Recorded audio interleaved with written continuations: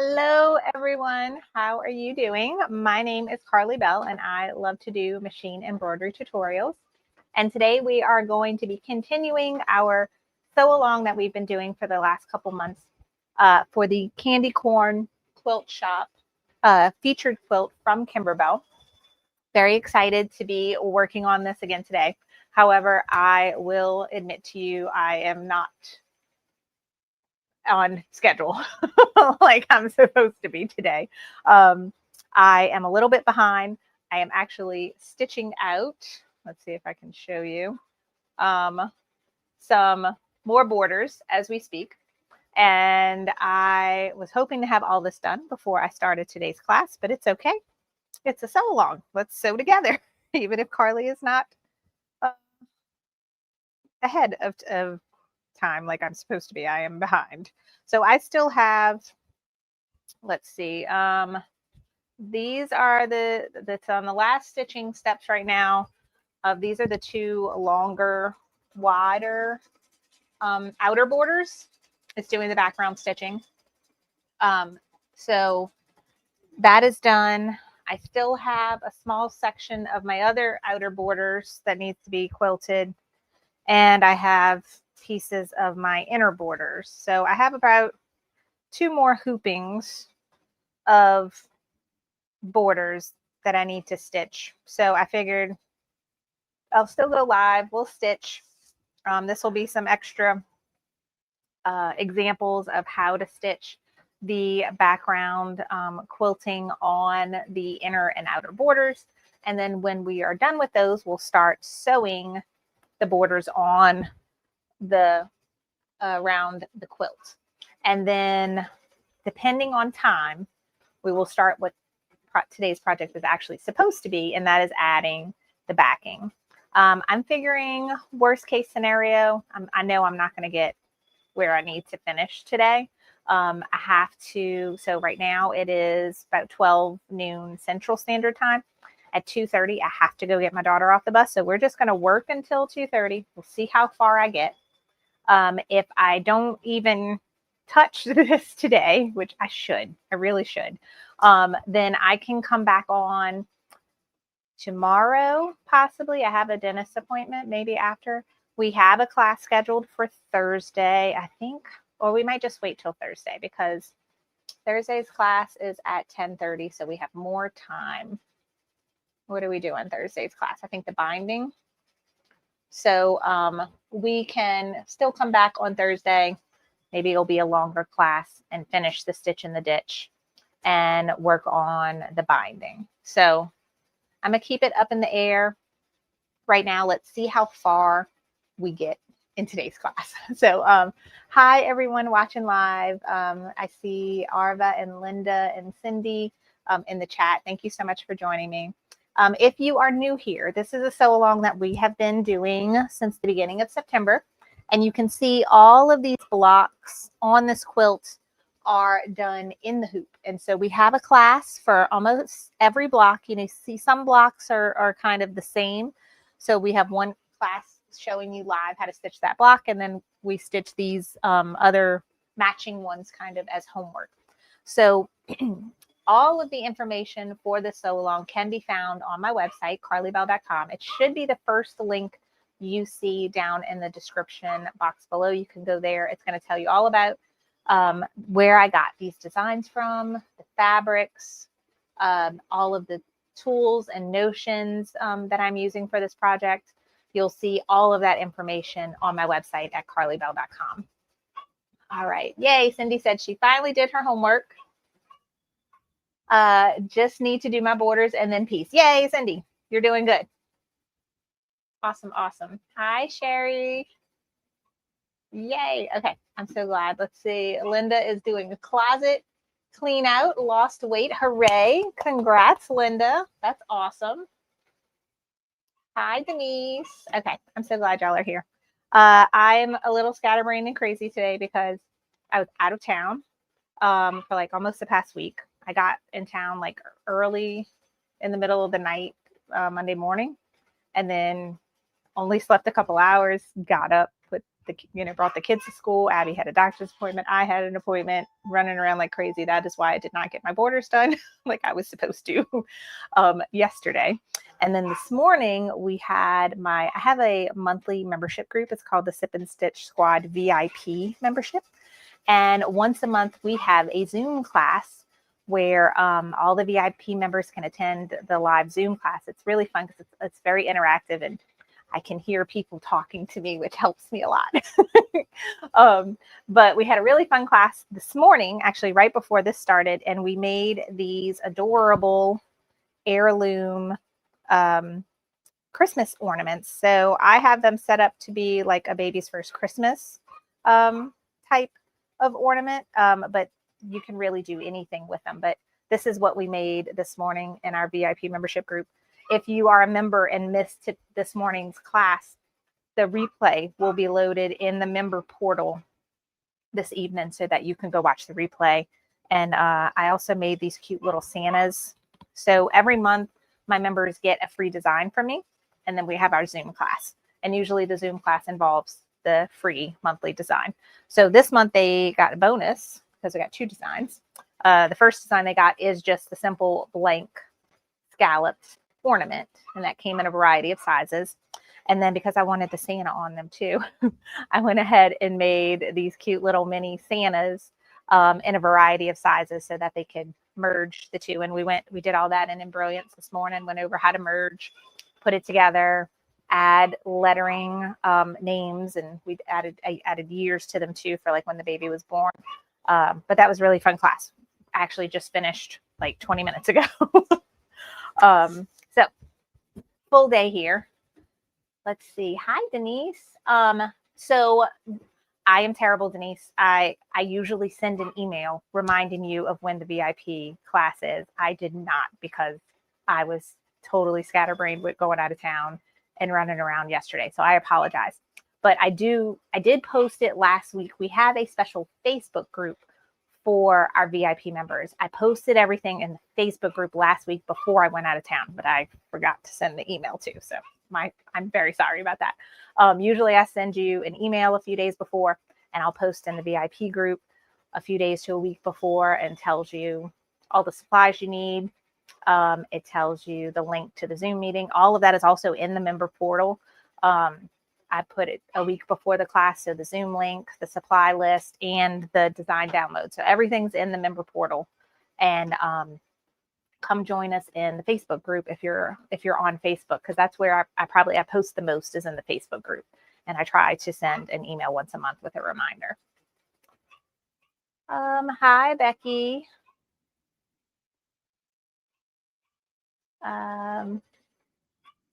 Let's see. Oh, what she said.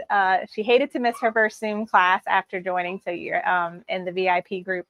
But when your kid needs help, priorities come to play, even if he is 38. I hear you, girl. I hear you. I actually while we were in the middle of my Zoom class, I got a call from Elise's school. And so I told everybody, like, I'm sorry, y'all hold on a second. I got to answer this, because normally that means she hurt herself or she's sick. So I had to answer a school phone call. But luckily she is fine. Nothing is wrong. The principal just had to ask some questions about stuff that is going on in the classroom, and it was done. But yeah, I know how you feel. Those kids, even at 38, my kids will still be calling me. I know that. All right. Yay, Lori is ready for binding and embellishments. Excited to get this finished before Halloween. Yes, we need to get this finished before Halloween. Did I have a good time? I had the best time in Nashville. We had so much fun. We visited, Chris has a cousin there. I went and visited a few quilt shops around town. We did some sightseeing, and we went to the Vanderbilt LSU football game, which unfortunately was disappointing, but everything else was great. I'm still posting. I'm terrible at posting things like as it's happening. So I'm on Instagram, and I think it's on Facebook too, like the stories. I got all these things that I'm trying to post on there, so y'all could see all little like clips and videos. But I had some great visits to 2 quilt shops, one like north of Nashville and one south of Nashville.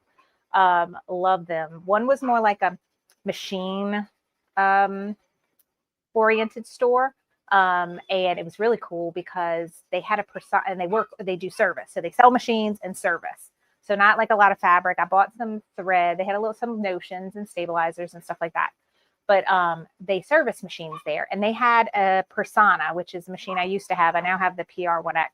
Totally taken apart where you could see like all the bits of the insides. And I was like, this is cool. I'm looking at it because now I'm scared to take my machine apart, but it was cool to see it. So I did that. And then I went to another shop south of Nashville. And this was more like a traditional quilt shop. I could have stayed in there for hours. Beautiful fabric. Chris ended up getting me to buy fabric for him to make him something. Like he loved it. But the people there were so nice. And I have a bunch of stuff I'm going to post and tell y'all all about it. Pictures and videos coming soon. But yeah, I had a great time. Thank you for asking. Oh, something's wrong. Oops. Okay. I knew this was going to happen. Let's see. Let me show you. I am still quilting borders. And the last piece that I needed to quilt was like 13 inches. And I was like, I'm just going to go ahead and load the 14-inch design and just pull my fabric through as much as I can. And so the fabric doesn't go all the way to the end. And I knew it was probably going to be a problem where the presser foot was going to catch here. So I put a big long piece of tape. It works on this one, but apparently this one, it was not happy about this piece of tape. And so it got caught in there, but nothing devastating, which is good. But I need to get all this tape out of here. It's all bunched up. But yeah, that's something with doing these borders is like figuring out, okay, how many hoopings you're going to do, but do you need to do like different sizes for different hoopings just to get that length that you need. So I got a little bit of puckering happening right here, but hopefully this is the end of that fabric that I really won't need. Okay.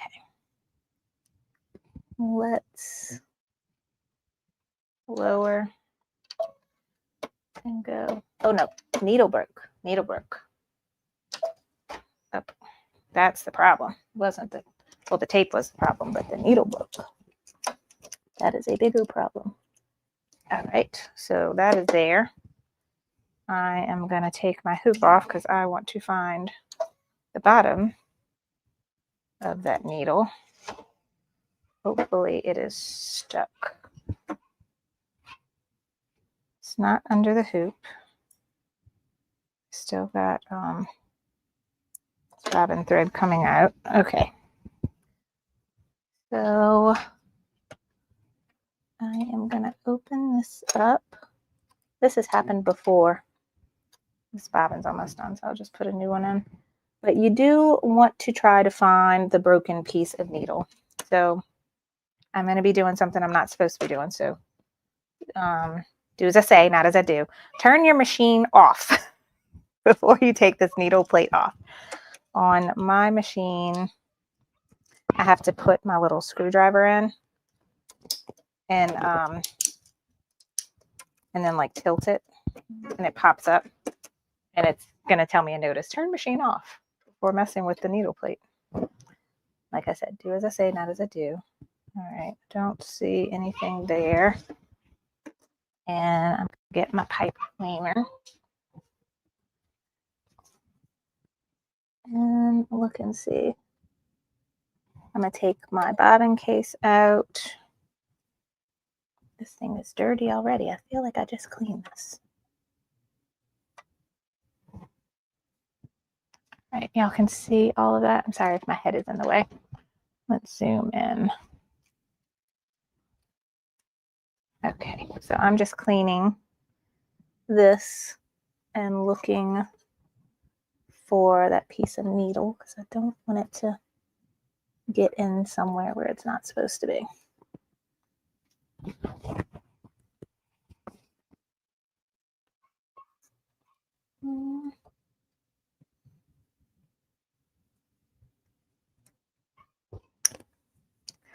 I don't see it anywhere, so I'm going to cross our fingers that it's not in a spot where it's messing something.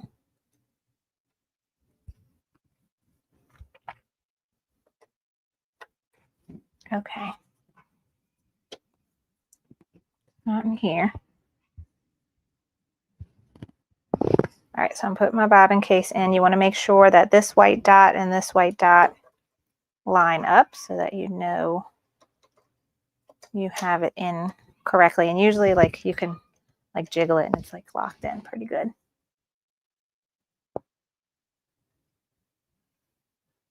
Okay. So this is the most I take my machine apart. It's right here. And we're going to pop that back in. And I'm going to go ahead and get a new pre-wound bobbin because that one was almost done.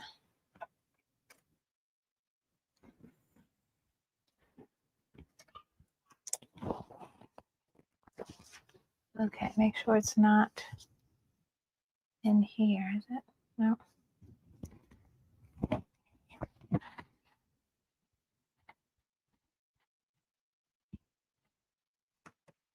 Now these are my longer borders that are the width. They're going to end up being the width of the top and bottom, I think. All right, I am going to back up stitches now by using the needle plus minus button.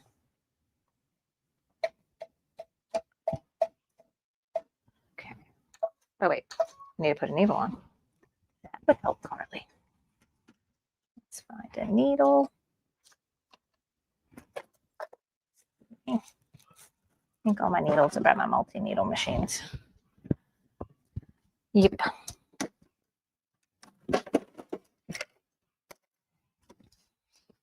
All right, these are 7511.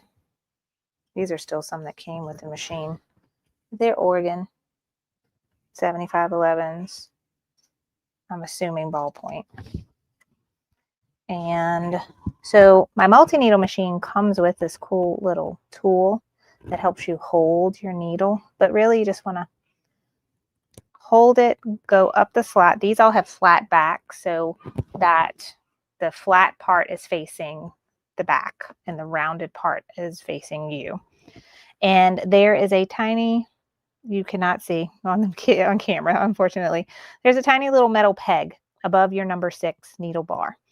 And you can see that like when you push your needle up, that the top of your needle is touching this little peg. And that's how you know you've got it all the way to the top. And then you're going to tighten this screw here. So we got that done.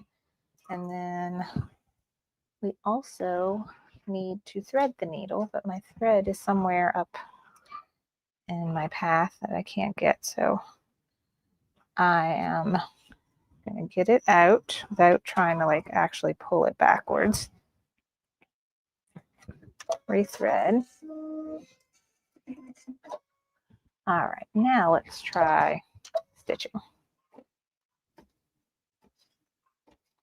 And let me watch this because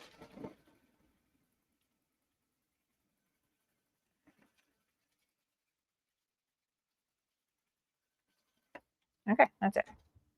It was luckily it was the absolute very end of this background quilting design. So these are my 2 longest outer borders. That is done. And let me change all here. And maybe zoom out a little bit. Okay.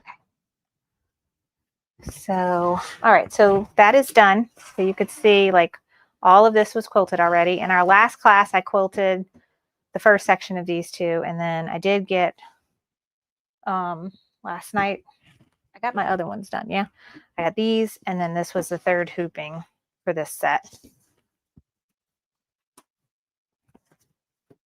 And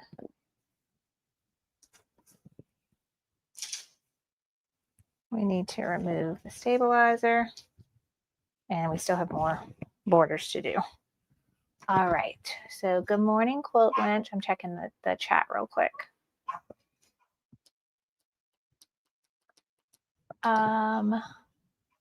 Yay, Brenda said she finally got all the stuff for the quilt so she can finally get started. I'm so excited.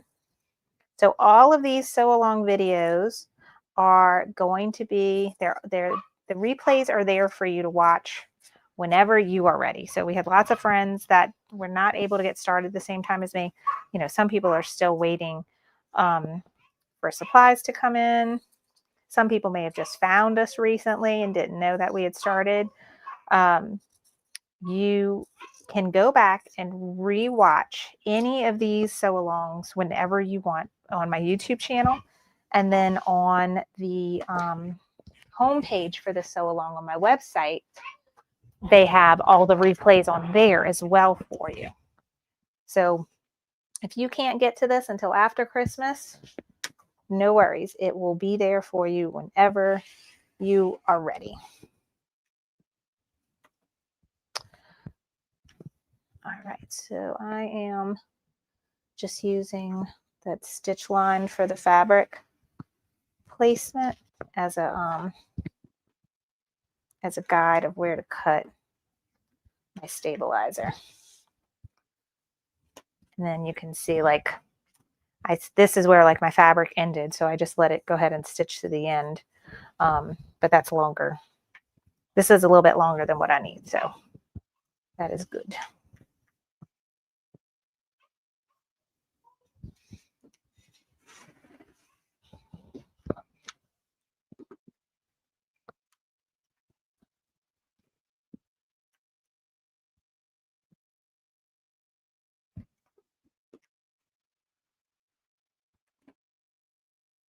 Got a little bit of fabric there. All right.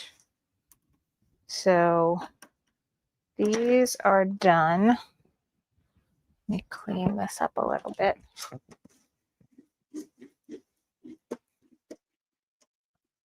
Always have a lint roller handy. It's so helpful for cleaning up little tiny threads all the time.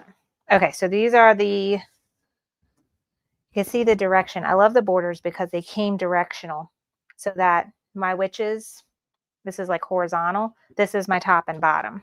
And these are longer because we're going to add these after. So these are done. And then this one is the sides, and you can see the witches are the direction, you know, going up and down. These are mostly done. The stitching stops here.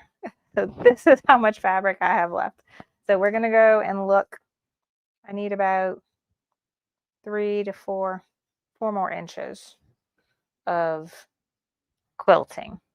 So we're going to go look in the files and find the smallest one and hoop those.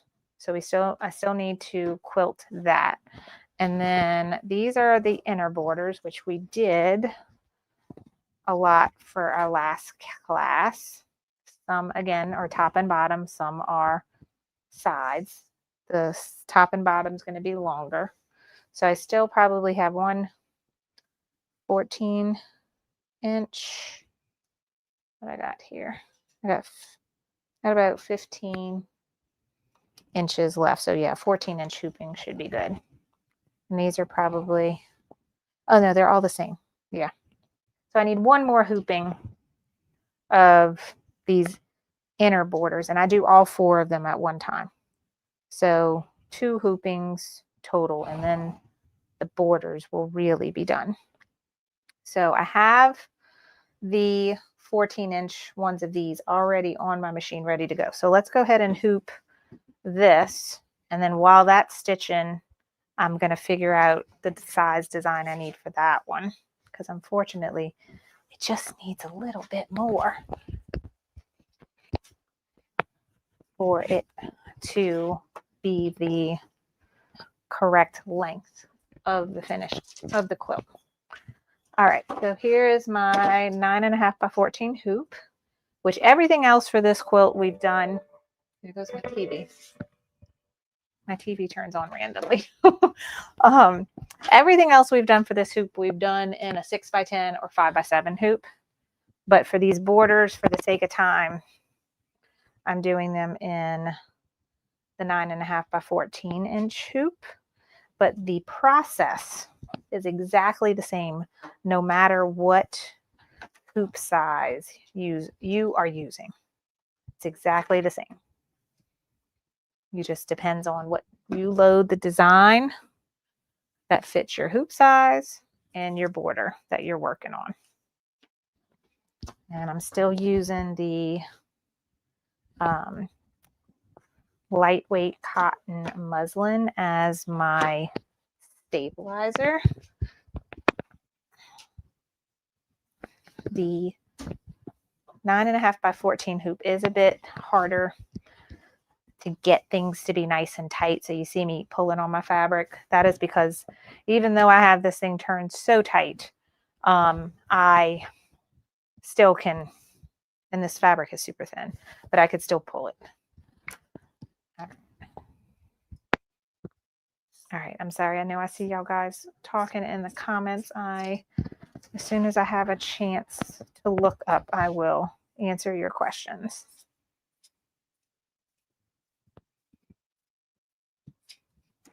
Okay, so let's go to the machine and I can upload that design. I already got it.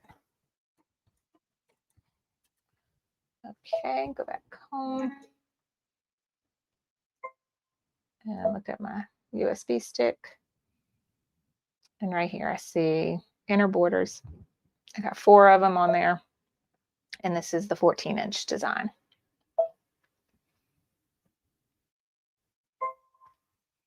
All right, I have black thread loaded right now, which is fine. And then I'm going to change it. I did the inner borders with this fun orange variegated thread. That's what we'll do the actual quilting with. But I got black on there. I'm going to use that for all my placement stitches for the batting and the fabric. I got batting already cut. Hopefully. Let's see.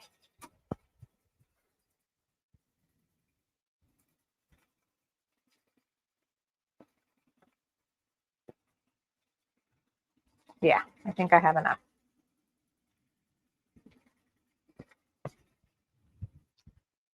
All right, now let me check those questions. All right. Yay, I see Becky also lost a weight and is scheduling a knee replacement. We will keep you in our thoughts and prayers, Becky, when you have your surgery. Cindy, Carly, have you ever done a class or video on setting your tension on your Solaris? My Altair 2 seems to be having tension issues, and I keep getting fraying the thread and sometimes breaking the needle as well. Okay, so I have a tension class in my beginner course. We've talked about tension during some of our live sip and stitches and classes and such. But what I can tell you is the best way to test the tension of your machine is to stitch out a wide satin column. So you can do, it could be as simple as going near your machine and going to your lettering and find like a capital I and making it as big as you can and stitching that out. And I have, let's see, I have examples. This is from my From Start to Stitch course. So I have a beginner course like on how to use an embroidery machine. It's not specific to any machine. It's general. It's supposed to be to where you can take what you learn and apply it to any machine. But for the demo portions of the course, I do use a Brother PE 800. So it's a small flatbed Brother machine. Now, okay, let me take this off and show you what kind of, this is what I call a tension test. But you just want a wide satin column is what you want to do. I did this. This was one I did on my 6-needle machine, but it's the same no matter what machine you do it on. You want a wide satin column. Now with embroidery, you know, you have your colored top thread, and then typically I always use a white bobbin thread. So when you turn your embroidery over, you should see, this is probably your best example here. Focus. Okay. You should see 3 columns. It should be your colored thread, your white bobbin thread, and then your colored thread again. So you can see that for these 3 different colors here. And you want those columns to be somewhat equal. You want it to be a third, and a third. That is what you're looking for. If you see something that looks way off, like you're seeing all colored thread, that means your tension is too, your bobbin tension, am I thinking about this right, is too tight. So you have a bobbin tension and you have a top thread tension. Usually we don't mess with the top thread tension on an embroidery machine. You can adjust your bobbin thread tension by messing with the bobbin case, which was that black bit that I just pulled out of my Stellaire. They have a little screw on there that you can adjust your tension with. But this would be step number 1. Stitch out some wide satin columns. Look and see what does your back look like, and then we'll go from there as far as adjusting it. Also, make sure your bobbin case, like you saw that I just cleaned mine, make sure that your bobbin case is clean and your top thread path is clean. And a way you can clean your top thread path is unwaxed dental floss. I got this from Amazon. Or you can cut a really thin strip of cutaway stabilizer and run it through the thread path and like start and then pull it out and then do it again.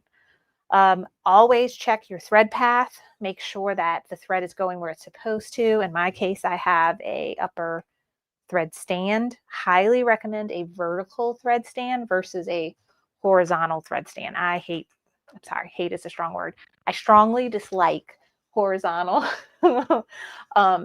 thread holders. I want it to be vertical. I want to have the thread being able to feed into the actual start of the thread path nicely with no obstructions, and have a little bit of, you know, drape happening for it. So if your machine doesn't have a built-in vertical thread stand, you can buy one. Like I have one for all my small flatbed machines. That helps with tension issues as well. So like check bobbin, make sure it's threaded correctly. Check top, make sure it's threaded correctly. Use a thread stand that holds your spool vertically. See if that helps. And then do that tension test looking at the satin column. Tell me if all that helps you. I know that's a lot. Okay. We are now going to add the batting for these. Oh no, these are all too short. Too short.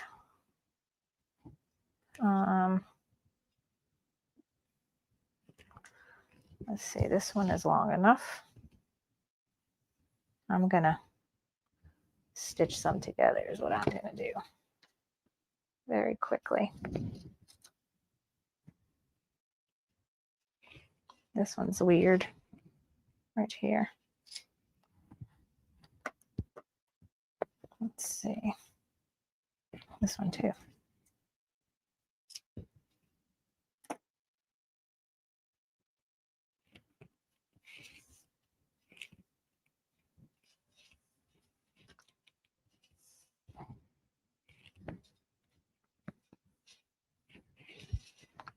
All right, let me see if I can do this without it being super bulky. I'm gonna, actually I have a Juki machine right here.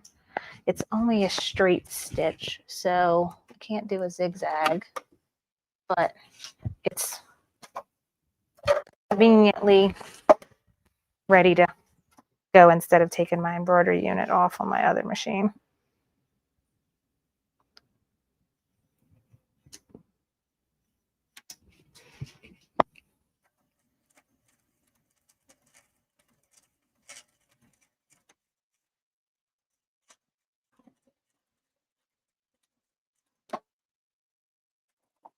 So now I have elongated my batting very quickly. So I'm going to do that so that I don't have to cut more batting, because I think that will take me longer.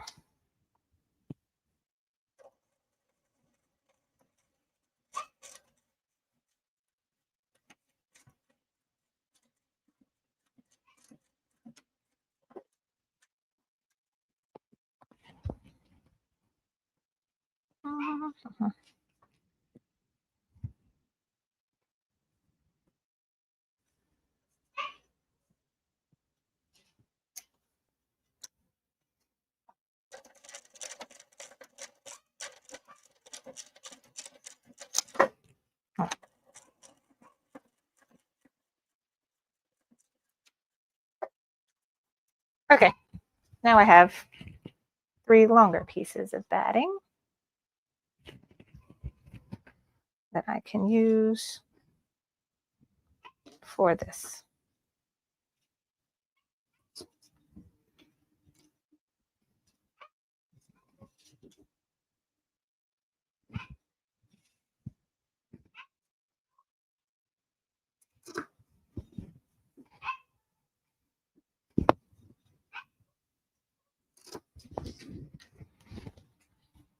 Okay, and I'm going to make all of these stay where I want by using just simple Elmer's glue stick.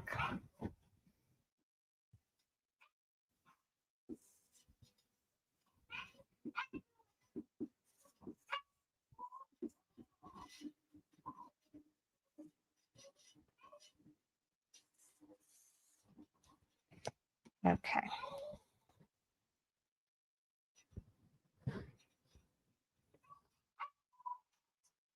That's going to stay where I want. Okay, and then the next step is the placement stitch for the fabric. And if you remember when we did this last week, there's a spot right here like where my presser foot can catch on this batting. So I'm going to put some pieces of tape right there.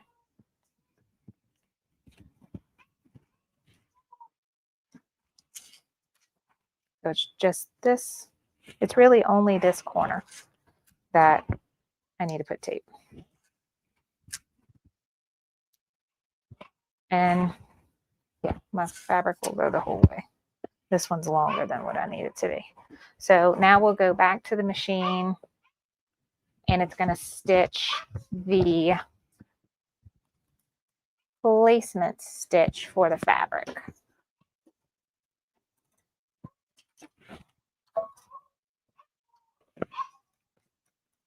Make sure that's right. Okay.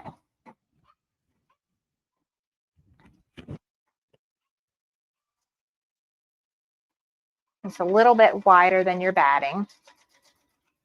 And like I said, the only spot that gives me trouble where I'm worried about the presser foot catching the batting is there. And that's only because I cut my batting just to size of what is needed. You can also treat the batting step like an applique and lay any size batting. I could lay one big piece to cover all 4 of these strips, and then it would do a tack down step and I would trim it like an applique. If you do that, then you don't have to worry about this tape step that I'm doing.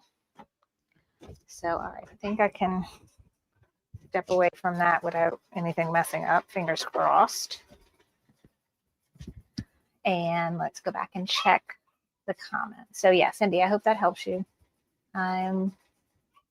Let's see.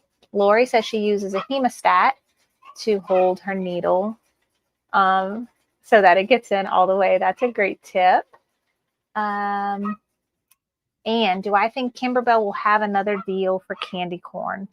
I feel like since I've been watching Kimberbell's deal of the week, I feel like they're not going to do it again until next September, because I bought it last September. So if they keep up what they're kind of doing, I don't think it will be till like the end of next summer, beginning of fall, that they'll put it on sale again. But if I see it, I will definitely let y'all know. I love telling y'all when the sales are, because I have a problem myself of going buy all the things when they have a sale. Becky's hoping they'll have the background quilting on sale again. She has everything but that. Typically they put the background quilting on at the same on sale at the same time that they put the quilt designs on. But yeah, just keep looking. And then you also, I mean, you have the option of just buying like 1 or 2 of the background quilting designs. You don't have to have all of them. You can make all the blocks. Like when you look at my quilt,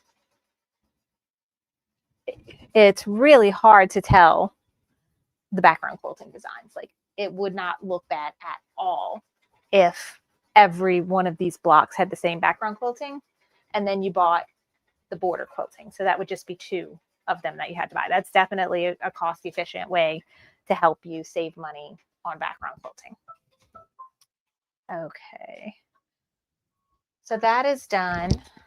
Now we're going to add the fabric, and again, going over the stuff that we covered last week, which I'm sorry about, but I can't move on until this is done. We are going to extend the long pieces that I have already. So I am going to cut out my little pieces of tape here.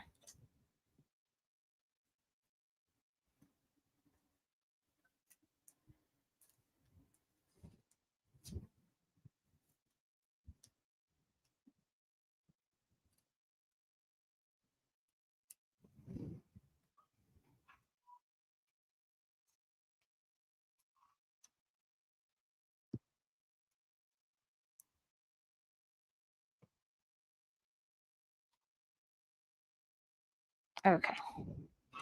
And we're going to take our pieces that we already have. And what we're doing is these parts are already quilted. We're flipping it. So this is the unquilted part. This is the quilted. And we're laying it right on top of here. And we're aligning the top of where the last bit of quilting left off with the top of the hoop. And then we can flip it over. So like this line here should be this line here between the quilted and unquilted section left you have of your border. So something like that. And then you're gonna tape that there and then pull and tape the bottom like that. So that should be all you need to do.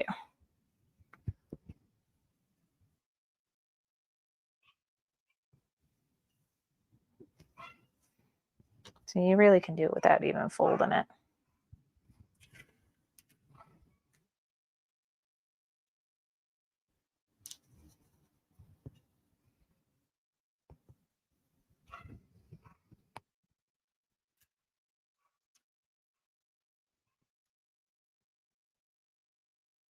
It's like you could just kind of butt it up right there.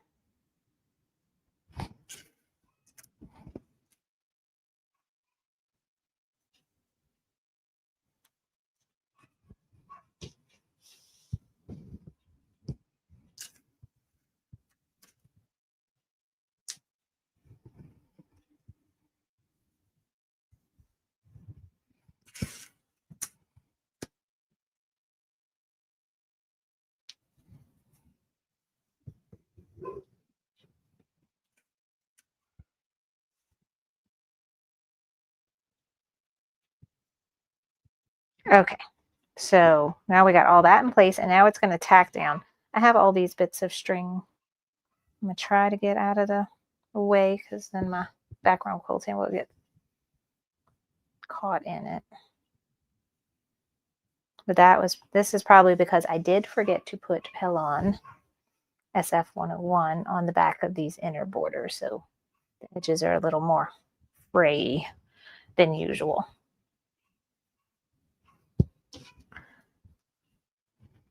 Oops. Okay, so I got all these pieces. Try to slide back there.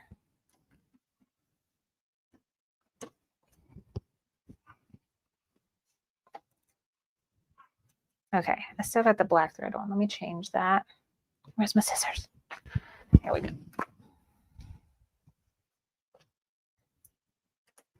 And I'm going to put my orange variegated thread on just in case I don't sew the borders on wonderfully and I don't want to see some black thread on the sides here.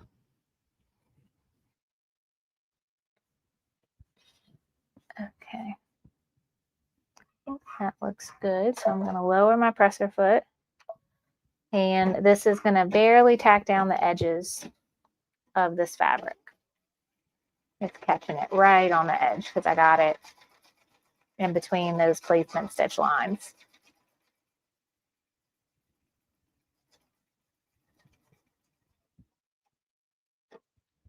Okay, so it's going to do all 4 of those. Let me go back and look at questions. Lori, oh, you like my lint roller? My lint roller I got from Amazon. I might have it in my Amazon shop, which if you go to like amazon.com/shop/CarlyBell, I have a few like lists of supplies, and I have one dedicated for beginner machine embroidery. I think I have it in there. Look, we can go check together in a little while. Oh, something sounded funny. Okay, you're all right. Oh, it didn't cut right here. That's okay. All right, everything looks good. All right, thank you, Vana. Said easy to follow instruction style. I really appreciate that. Thank you very much. Thanks. I'll keep an eye out for the sale. Okay. Oh, yeah, Denise. So has anyone here tried the trimmer by George? Have you used a 45mm rotary cutter with it? I'm hearing you have to use a 60. Yes, you need to use a 60 because of the lip on it will make it to where your 45 won't work. We talked about this recently because when they had the Amazon Prime Day sale, one of my students asked me to look for a 60mm rotary cutter specifically because she had that trimmer. No, Cindy says no. She has a trimmer by George and she uses a 45mm all the time. All right, Cindy. Well, thank you. So does Quilt Winch.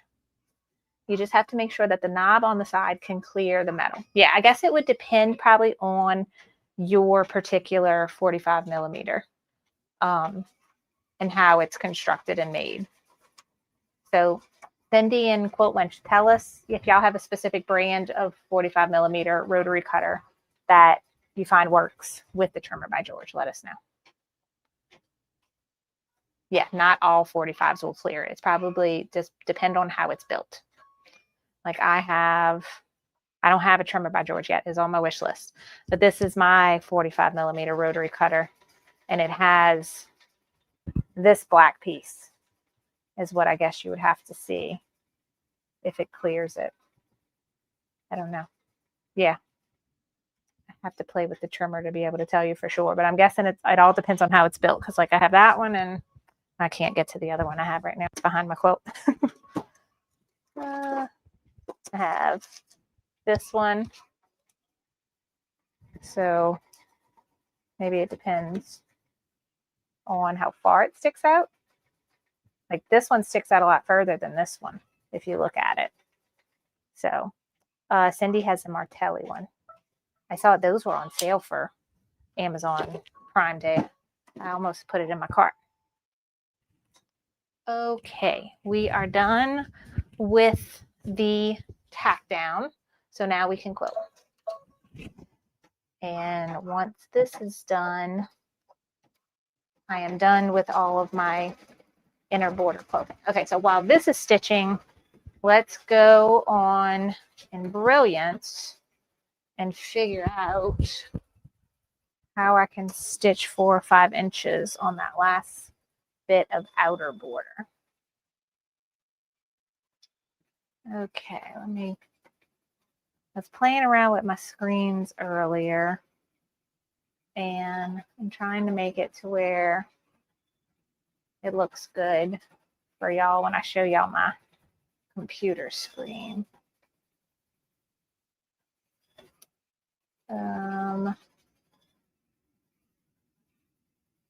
Okay, so y'all should see my desktop now.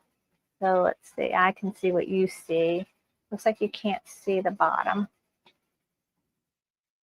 Now you can. Okay, so I think that looks good. All right, now I need to find my designs. Okay, this is my Kimberbell folder. I got a folder just for candy corn, quilting bundle, border quilting, embroidery files, block by block, PES. Okay, so remember the first three were the inner border style. And then here starts the 4-inch wide. So I have 7, 10, 12, and 14. So I have to do 7. That's the smallest. Okay, so let me put that in here. And I'm going to change my hoop. I have a 9 by 9 hoop. Which one would that be? This one? Yeah, 9 by 9. Apply. Okay. Zoom out. So I can move this over here.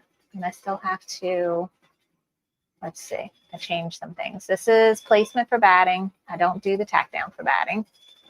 This is placement for fabric, tack down fabric thing. So I just need to change this color so that when I color sort it, it won't group them together. So as long as they're all 4 different colors, that's good. So now I can take that, copy, paste, and move it over here.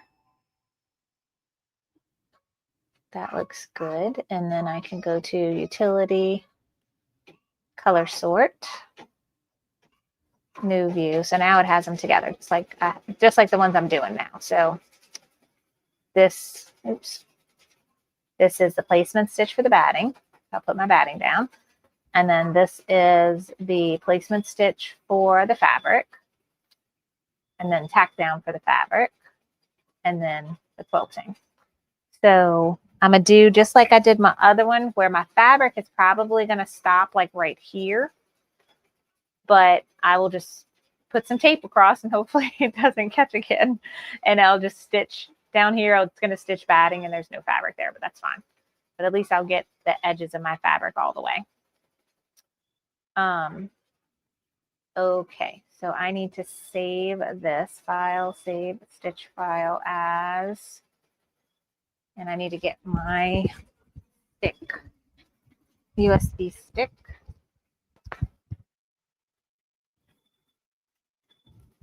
And now it should pop up here, embroidery. And I have one outer borders, and I'll just change it. So this one's 9 by 9. 9. Save. Okay, and now I need to eject it. All right. So that is done. And I can go ahead and get my 9 by 9 hoop ready while that is stitching.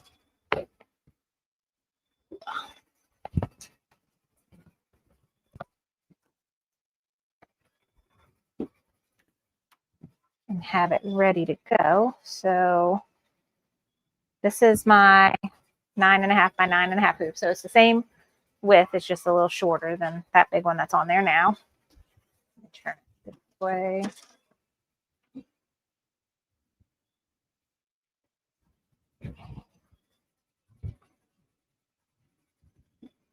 Oops.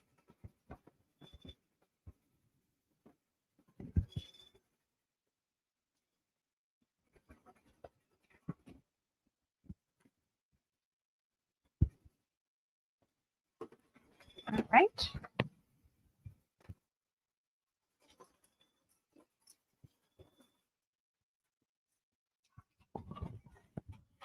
So now that is ready, and I need some pieces of batting. That will be big enough. 7 inches. Well, Okay, if I sew these two pieces together, that will be longer than 7 inches. So I'm going to do that. I can see that is still stitching.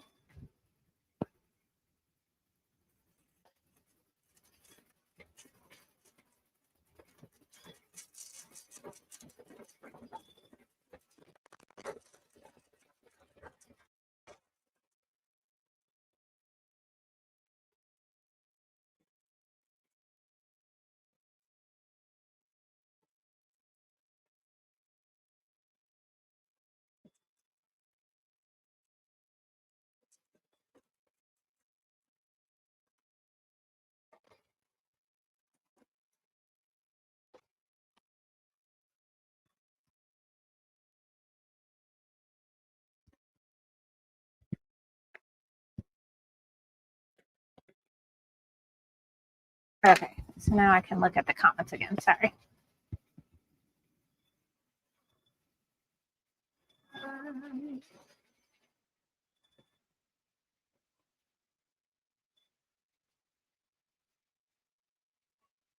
Okay, so going back to, we're still talking about Trimmer by George and rotary cutters. Angela said she broke down and got the Quilter Select rotary cutter. It's pricey, but it is her favorite. Nice. Let's see. Brenda said she got the ones from Grace Company, and they are easy on your wrist. Someone else, so Quit Watch, said she likes her, what is it? Quilter Select rotary cutters too. Ooh, she got one on sale. Nice. Hi, Joanna. Yes, I had a great vacation. Thanks for asking.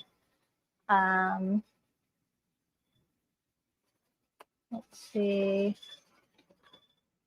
Ooh, she got the Star Spangled Ladder Quilt fabric kit. Yay. That's one that we're going to be doing next year. Probably we'll start with the what is it? Quilting Through the Seasons ladder quilt. And then I'm going to do the Star Spangled ladder quilt. And then the Wish You a Merry Christmas. Is that what I got? The Advent quilt.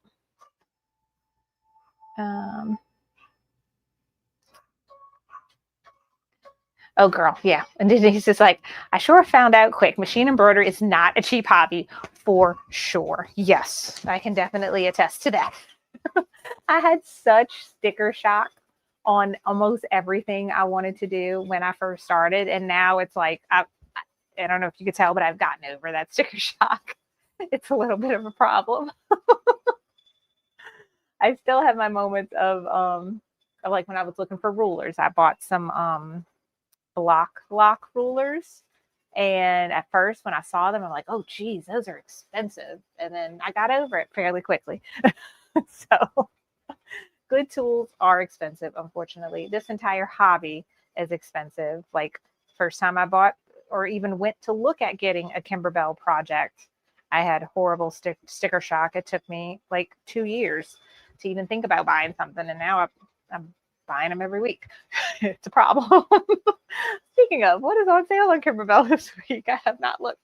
I've tried to be good, but just for fun, let's look and see what Kimberbell has for deal of the week now.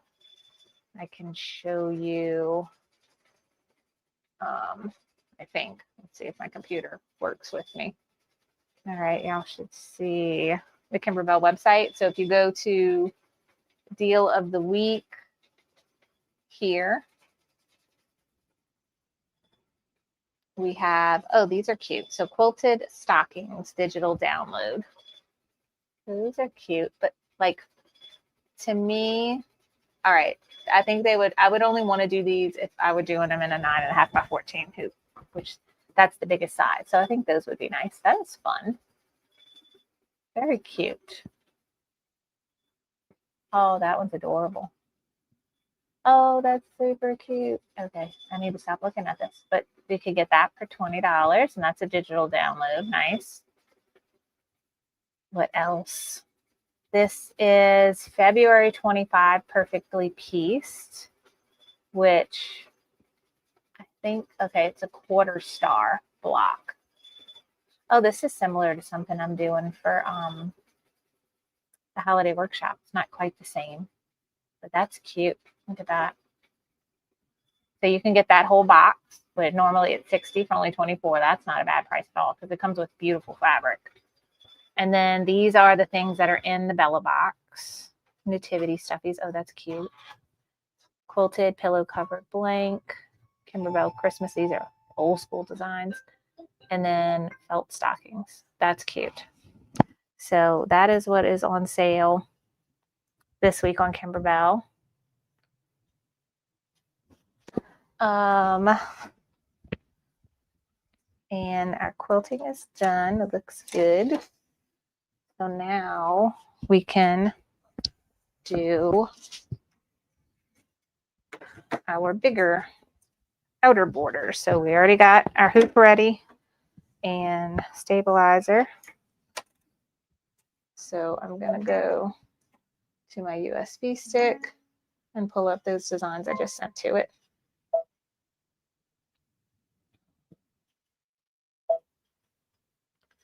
Okay, this is the shorter one. Set. Oh, wait, I need to turn it. Edit, rotate. Now it's right.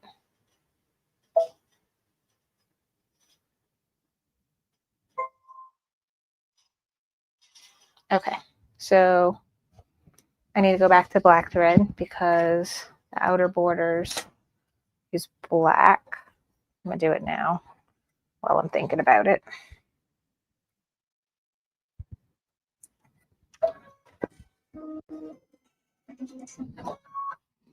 Okay, and step number 1 is going to be the placement for the batting.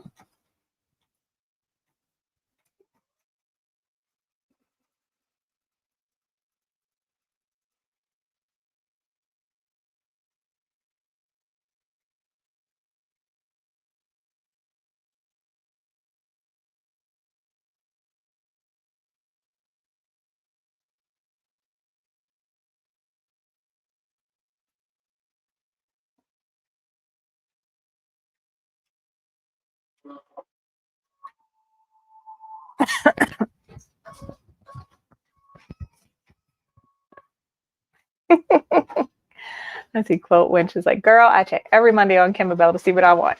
Oh, I love this, Linda. I've gone from sticker shock to addiction. Truth. Definitely. Now y'all are what's the word? Influencing me. And I don't have a comfort cutter, Grace Company rotary cutters. Now I'm gonna go look at those after this. I don't know about those. I think I've heard of the Grace Company ones. But I haven't heard of the Quilter's Comfort. Is that it? I haven't heard of those. Let's see. I have an idea. You know what I'm gonna do? I'm gonna stitch the placement stitch before I put this on. Then I don't have to worry about taping anything. Right? Let's do that. And I'm gonna take it off and set up everything.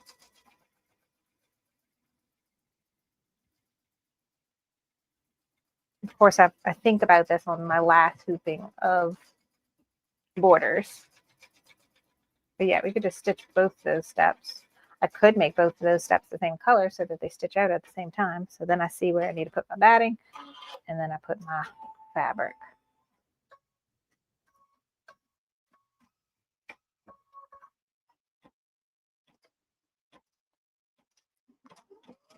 Okay.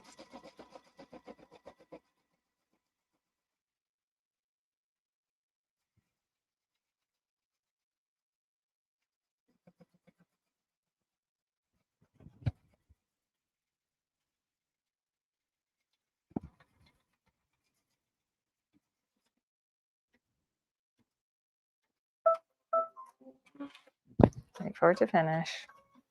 I'm always like trying to take the hoop off before it. Now I can do it. Okay. So let's go back to the craft table and get this situated.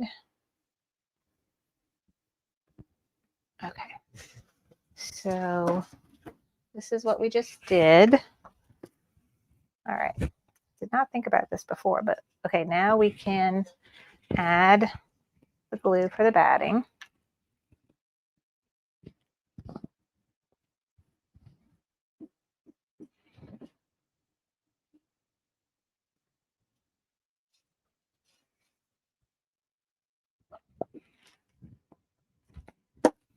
And then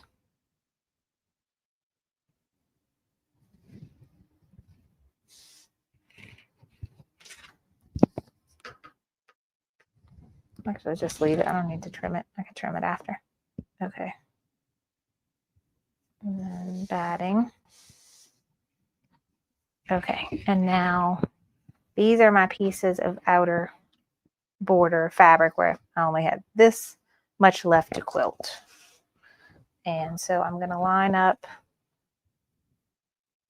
I'm going to butt up where this batting finished right here. And then I have my fabric placement line there. So let's tape here and here. And then I will do a better job of paying attention. But what I'm going to do is I'm going to tape this whole piece, because if it goes and it's okay when it runs off here and stitches here, but when it comes back up, it's probably going to catch the presser foot and do something crazy and mess it up. So we just want to make sure that stays down, which I might do better putting one long piece across this whole thing. Let's do that. Okay, here's my other piece. Just butting those up.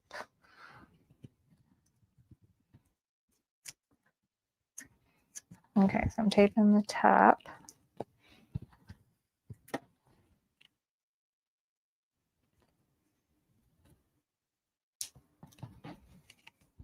Okay, let's see if I could go.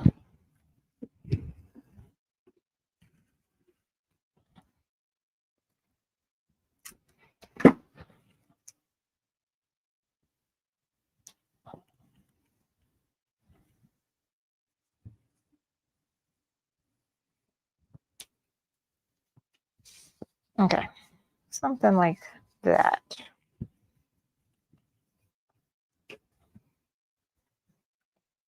And I'm just going to let it stitch down here, even though I'm going to cut all that off. It just makes life easier so I could get this bit done to the end, because I think I need it to like right here. Okay.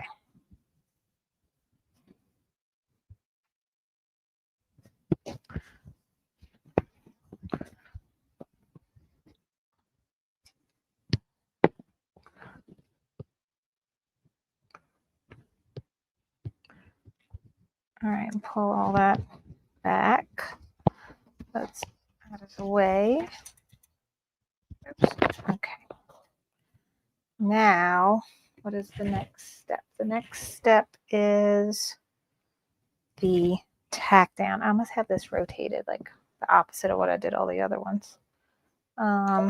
Okay, so it's going to go and tack down the fabric. I'm going to stand here and watch this and have my stiletto ready so that, yeah.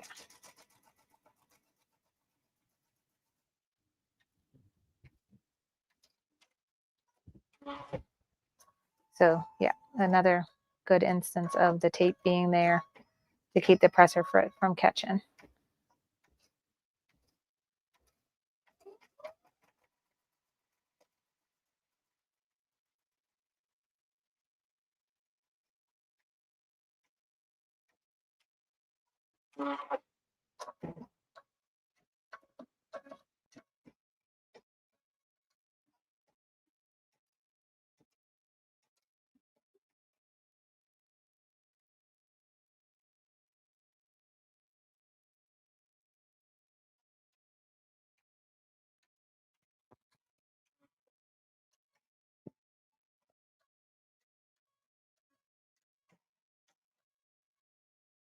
Okay.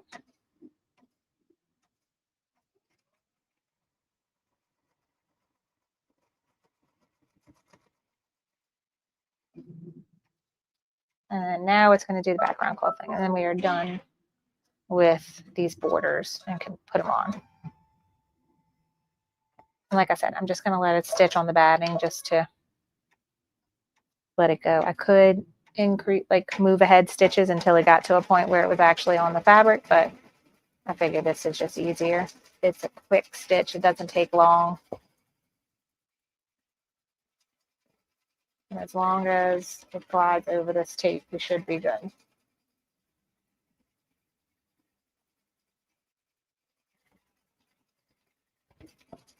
Okay.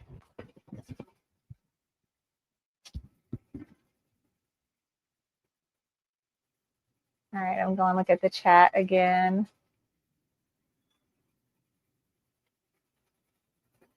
Quilt Lynch said she just looked at all of them. You know, we want to find the best deals on equipment and deals. Yes, of course. Linda says, get the Grace ones with the sail. Their rollers have raised edges too. Great for safety. Yeah, I've looked at those. I've seen Sewing Machines Plus do demos on those, and they looked really helpful, especially for someone like me that is like cutting with the ruler and the rotary blade, but then it's not actually holding the rotary blade next to the ruler like I'm supposed to be. So my cuts don't come out like they're supposed to. That seems like that would be extra helpful. Okay, Quilt Winch says, I wonder which ones are more ergonomic, the Grace or the Martelli. Cindy says she has the Grace one, but she loves the Martelli. Thank you. Carly, does it matter that the quilting started at the opposite end? No. Especially with this black fabric and black thread. No. And they're supposed to be to where I think we can flip them around and it's still, you can't tell where one bit of quilting started and the other ended. So like this one, the ending of this one is actually different than the beginning and ending of this shorter one. The 14-inch design, it ends with the thread and then you go a little bit and a spider. Let's see. I think it's like the top of this one. Yeah. So it is almost like some of it is closer, but I don't think it's going to matter at all in my particular case. But yeah, I did because when I loaded the other designs, when I loaded them, they automatically went up and down because of the size of the design and the size of the hoop. This one is small enough to where it could be stitched this way or this way. So when it loaded up, it had it going this way. So I rotated it, and I can't remember which way, 90 degrees. And I guess I did the opposite of what I usually have the orientation, but I don't think it's going to matter at all. If you are using contrasting background quilting thread, then maybe pay more attention than I do and have them going in, you know, the same orientation all the way down but I think it's still gonna look good no matter what, even if I was using a contrasting thread.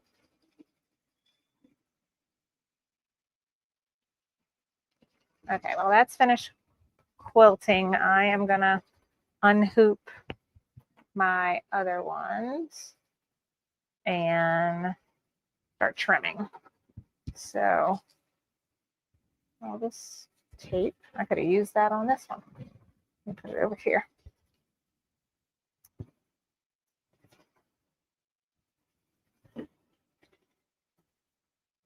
Okay.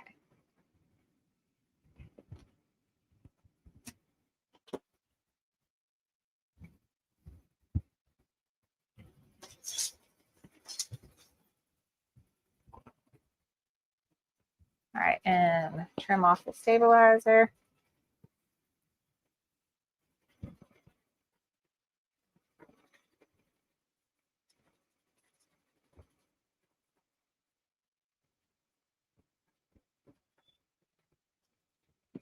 And let me see.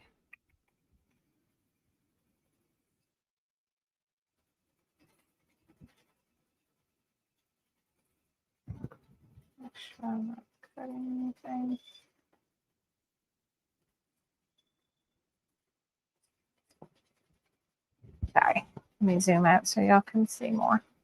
Okay. And now I'm going to use rotary cutter to get the sides.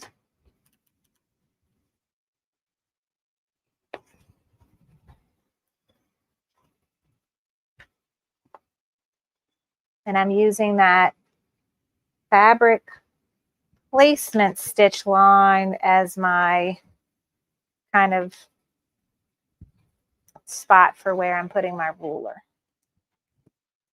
You could also just line it up with the fabric that's poking out on either end. Okay, yay. We are done with actually quilting all of the borders now. And we can move on to adding them to our quilt. So last class, I did a little demonstration, like a minor, I did it with the pieces of batting, but to show you how we're going to add the borders on. So we're going to add the sides, inner border first, and the height is going to match the same exact height that the quilt currently is. So we're going to start and sew all the way down, and then we'll end up trimming our inner border pieces so where they're the same height as what the quilt currently is. And then we will add the top and bottom inner border pieces and again trim it to what the new width is after adding it. Once you have those side inner border pieces part of the game, then we'll trim and we'll just square off. Every time we add, we'll do sides first, sides first, square it off, and then we'll add top and bottom and then square it off. And we'll do the same thing with the outer borders.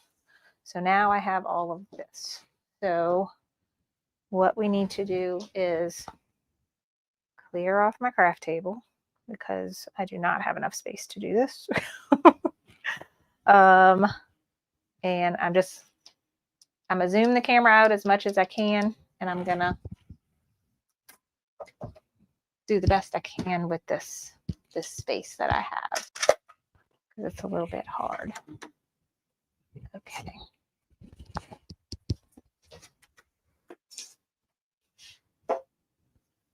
And I'm going to run my little thing just so I can get all of these little pieces of thread out. And so we're going to take our quilt front now. And the only thing you're going to need is clips. And we're going to switch the embroidery machine over to be a sewing machine. And I may go ahead and take the embroidery unit off if I can do it with all the cameras. Okay.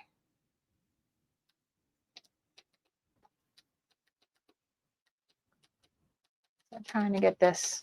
That's about as zoomed out as I can get my whole mat here. And I'm going to take my quilt front down off of my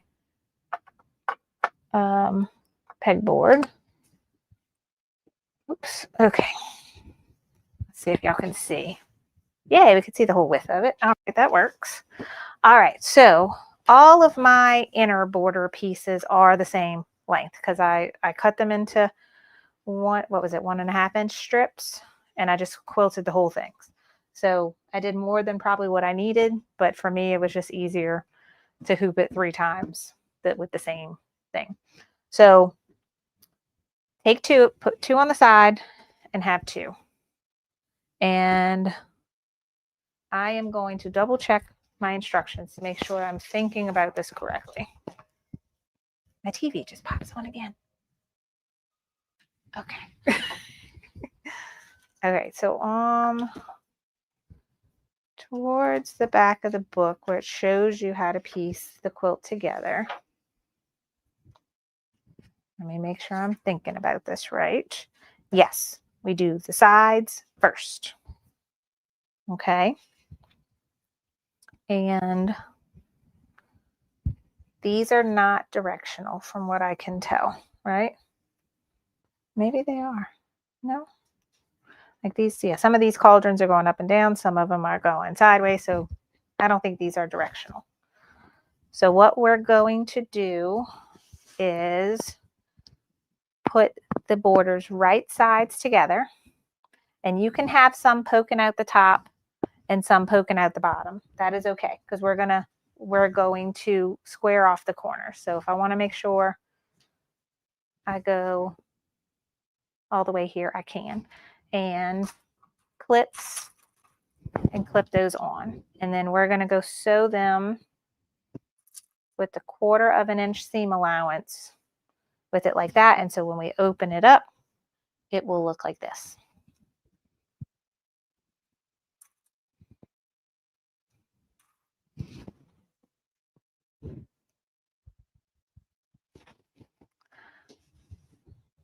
So because I can't fit all this on my table, I'm just going to roll it up.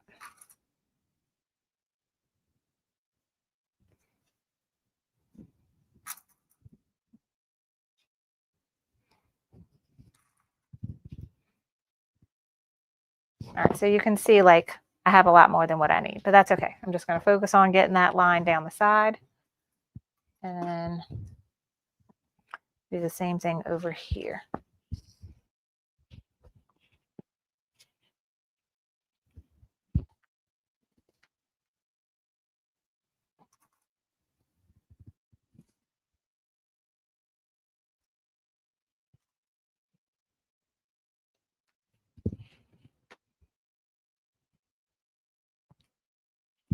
And I'm paying attention to some of these seams on the back and maybe putting a clip where like I'm keeping those seams open, like especially this is a thick one right here.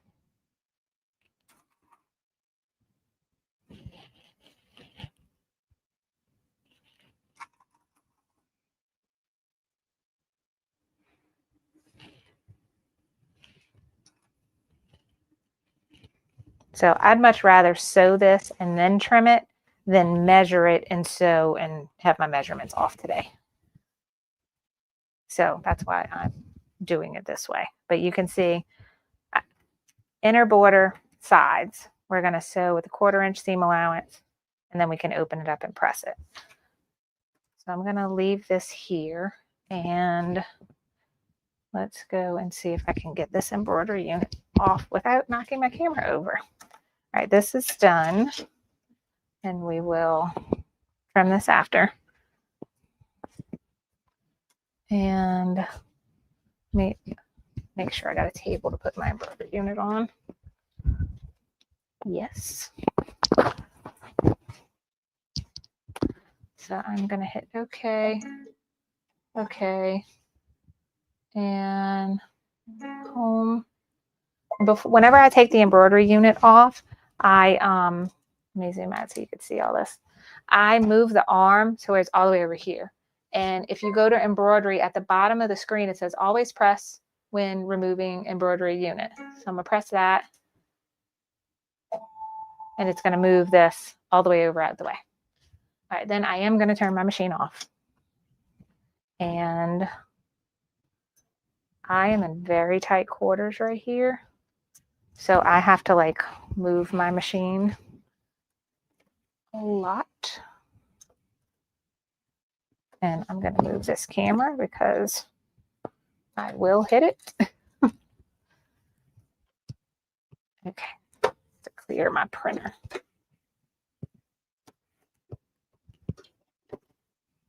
Okay, so there's my embroidery unit. This is still on there good. Okay, 2 hands. I'm going to go move this and my other table I have in the girls' playroom.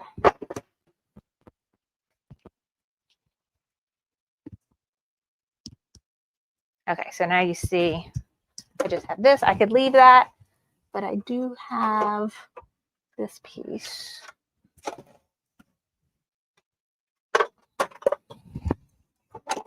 here. I have this. I can do. All right. And now put this back. Make it to where y'all can see. I do this because now normally when I'm sewing, I can just turn my machine to sewing mode and my embroidery arm will move all the way out the way like it did earlier. And that's usually enough space for me. But with this quilt, that arm can get in my way. So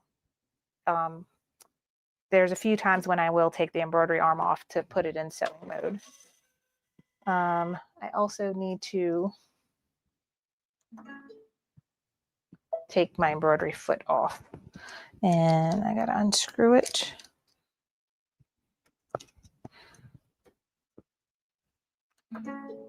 I'm trying to remove the foot, but y'all gotta lift it up for me to do that. Let me turn it off. I should have did it before I turned it on. There we go. I had to take the screw all the way off. Okay, so this is the embroidery foot. It's actually plugged in. Probably could have just unplugged it. That would have been easier. Okay. Oops. Unplugged this the foot. Then it wouldn't have known I had it on there. Which way we turn it? Okay. Now I am using this. Everybody can see this. Okay. This is the dual feed foot or move it foot that came with my Stellaire. It's also, they have one like it for the baby lock machines like this. The Meridian, Altair, Solaris, Radiance. They will come with a foot like this, and it's like a fancy walking foot. And I have a 1/4 inch seam allowance foot on it. Okay, now it should have lifted up. And nope, it hasn't. There we go. I need to press a foot to lift up. Oh, it's still not up. There we go. And now I can put that on.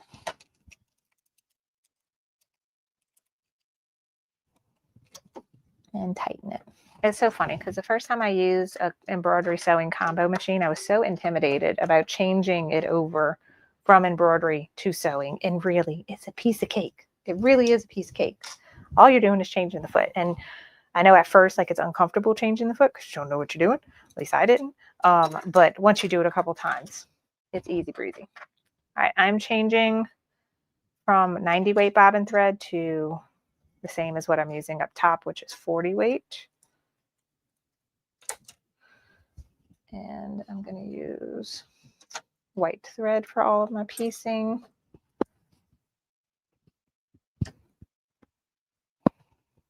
Get that going.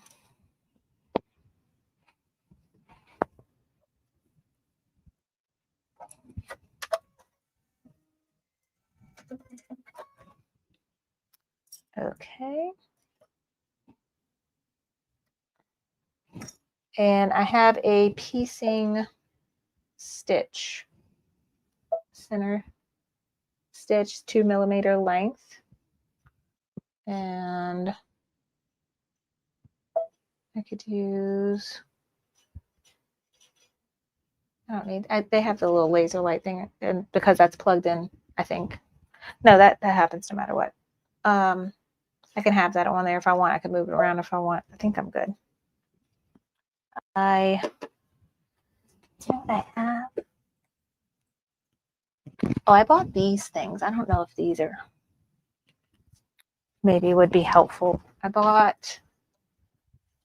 don't think it might not be. I bought these metal like seam guides. This one has a press on it, but I bought another one. Where did I put it though? Here it is. Okay. I have everything hiding behind my machine. Because for me, I don't know. But this is a metal one. Let's see. I can put it. This might help me just I have that guide there, but then I can have this guide before. I don't know. We could play with it. And I've not used it yet. Let's see how that goes. All right, any questions before I start sewing? Let me go back and look.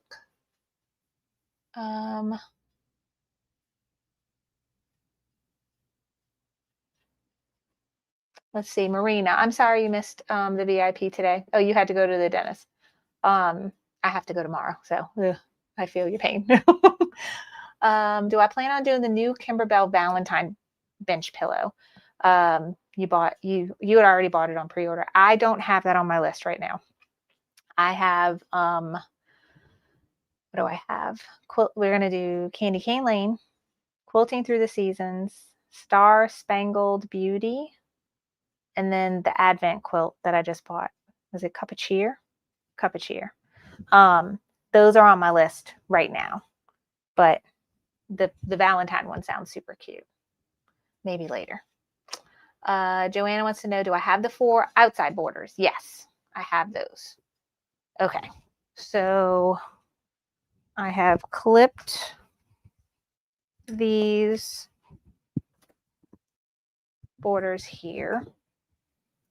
How this is going to go.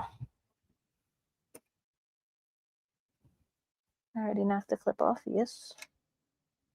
Okay, and I'm just going to start at the beginning. I think this will work. Let's see.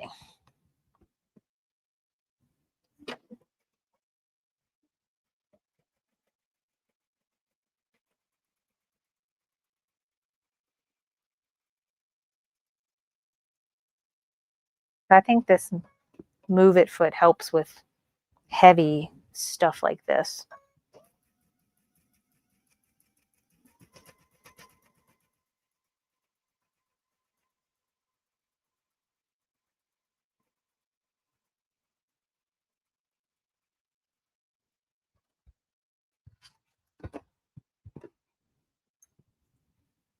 Okay.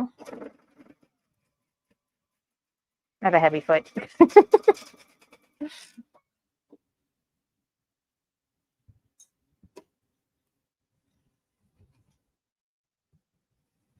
Okay. Okay.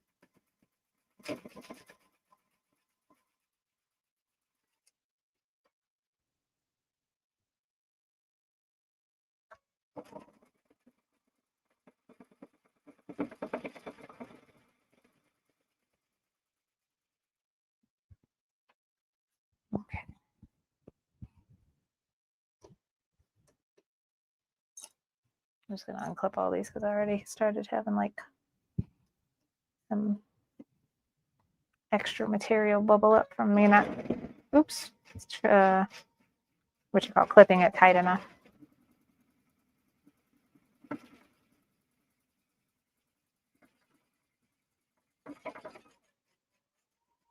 All right, I'm gonna go ahead and back stitch at the end there. I don't know. I don't think I need to, but I'm just gonna do it. Okay, cut. All right, so that is our first inner border. That looks good. Well, I should go turn my iron on so that it's heating up because we're gonna have to press that open before we clip the other bits of the border. All right, so now the question is, I can turn it this way.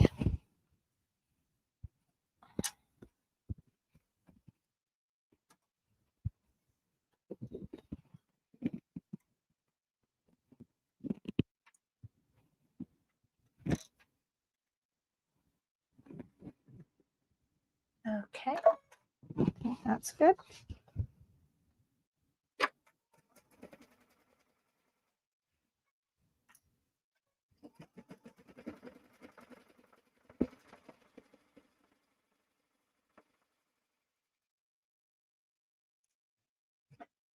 Yeah, I could already see like where I didn't maybe pull it tight enough.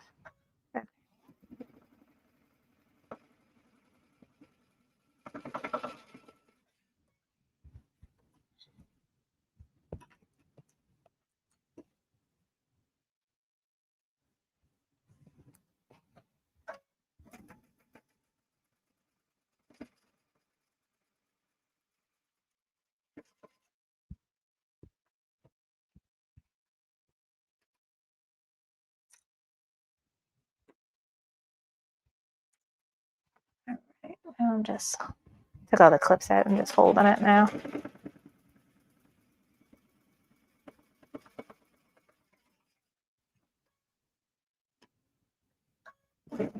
Oops.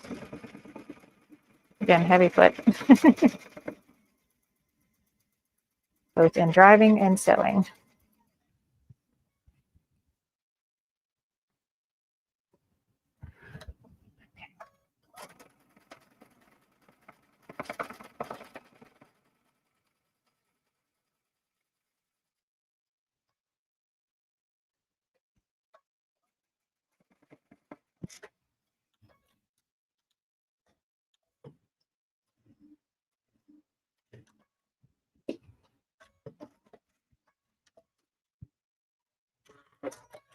Okay.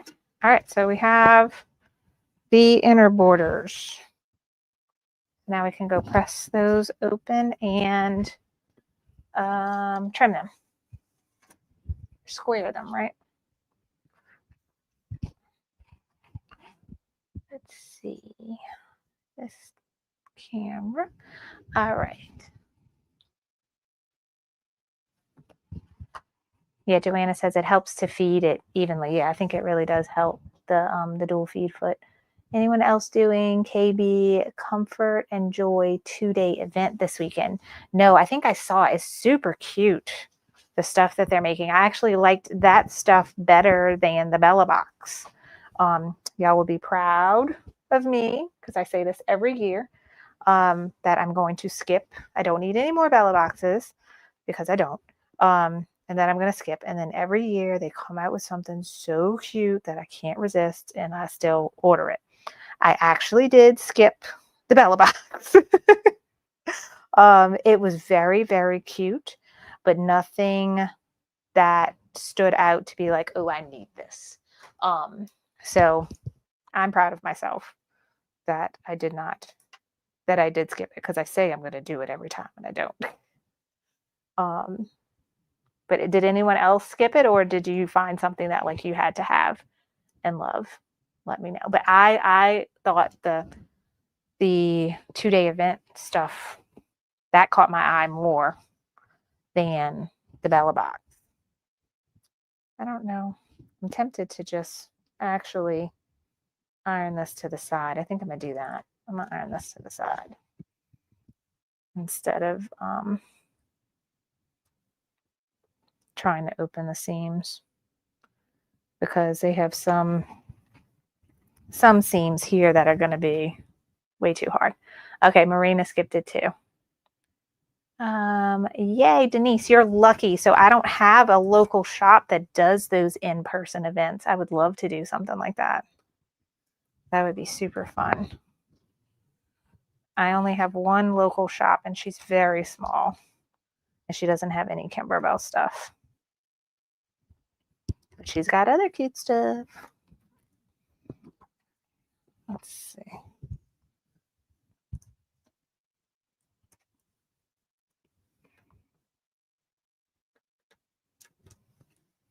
I'm wondering if I should just press this on the front.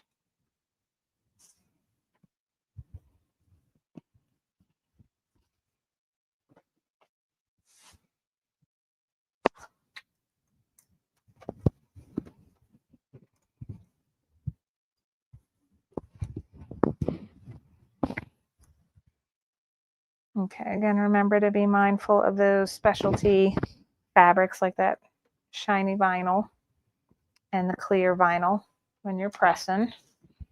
Okay, that looks good enough. Let's see, I have some little stray threads in the middle here that need to come out.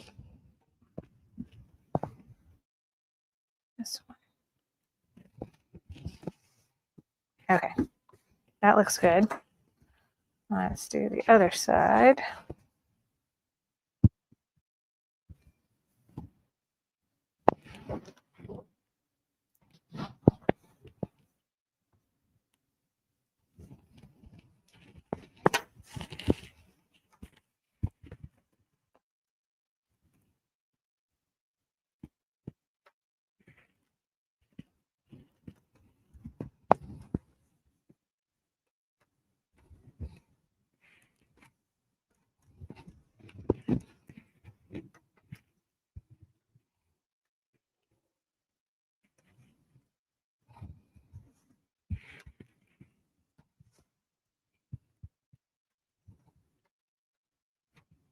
Okay. I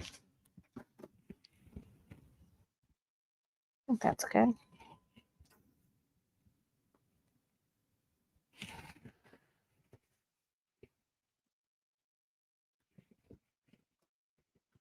All right, just cleaning up some loose threads, and then I probably still have jump stitches I need to cut in here I haven't done yet. I can't remember if I did it the other day. No, I think I did do it, maybe. I'll double check. All right, so we have the side borders on. Now we need to square those. So I think we just use a ruler, a regular ruler, and square it, right? So like this. So line up the top and the side. And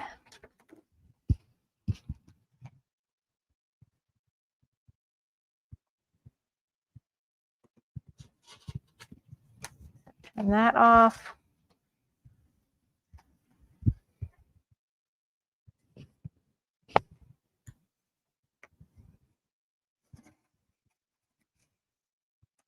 That one, and then turn around, do the other sides. Yes, Joanna, I need to add more. She's suggesting I use steam. I need to get some more water and put in my iron. Yes, steam will definitely help. Okay. And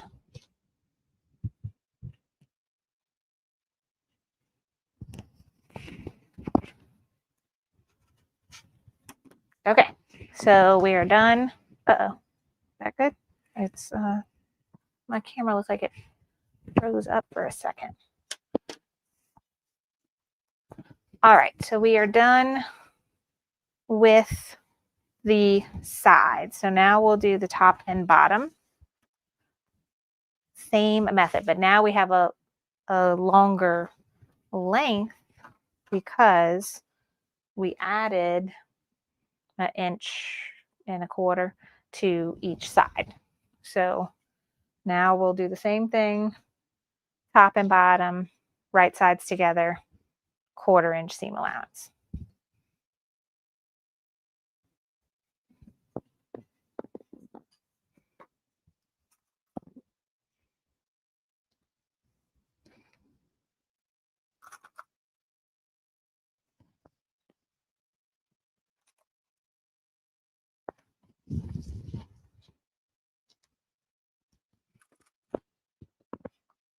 Try to add it a little tighter this time. Okay.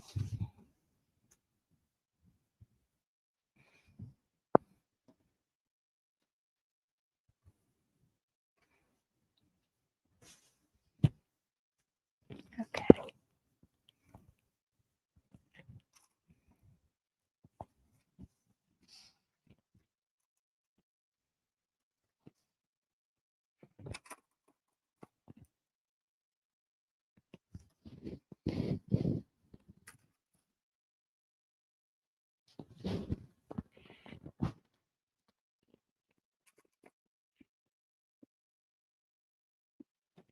Okay, so there are the top and bottom borders that we can sew. So let's do this side first. This is when I wish I would have one of those giant sewing cabinets with the tables that you can pull out on all the sides. I don't have room for that anywhere though. But it would be nice. Okay. There we go.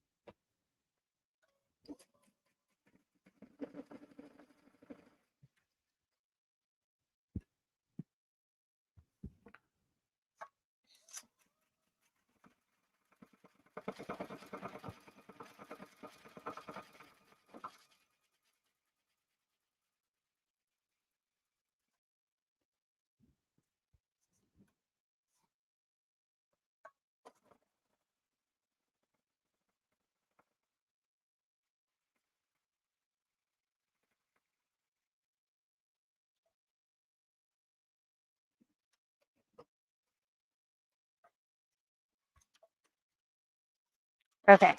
Question. When you are doing borders like this, do you backstitch? Or do you do, like, I know it's like normally with piecing that we don't backstitch, right? But with the borders, is backstitching helpful, or you think it's not important?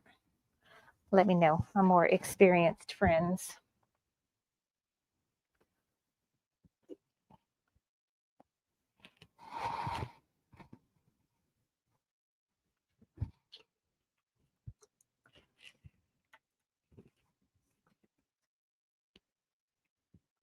And if I'm doing it, I probably should be doing it at the beginning and the end, not just at the end.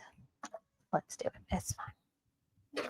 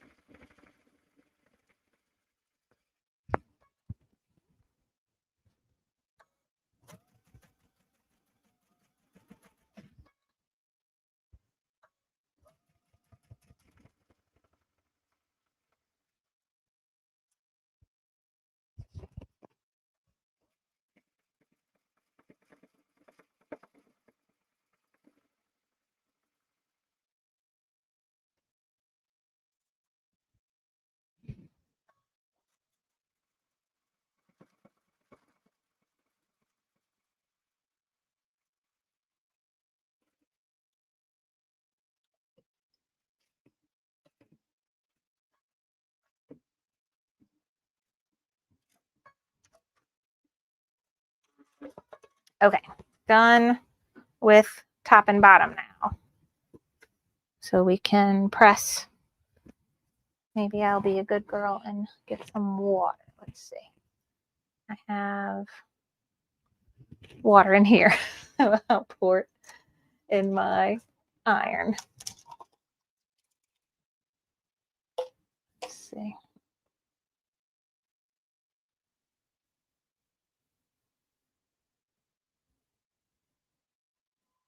Oh, it has something in there. Okay. And I need my mat. Okay.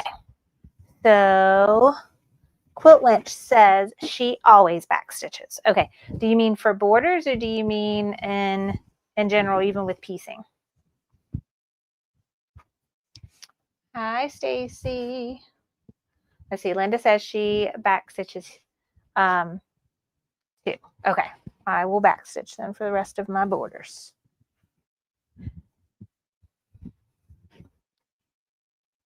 Let's see if my water's heating up. Yes, I hear it now.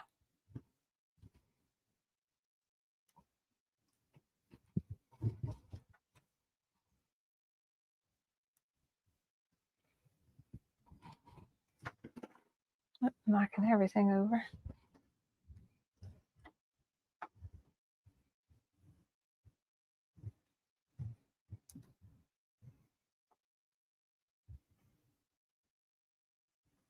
Okay. There's one side.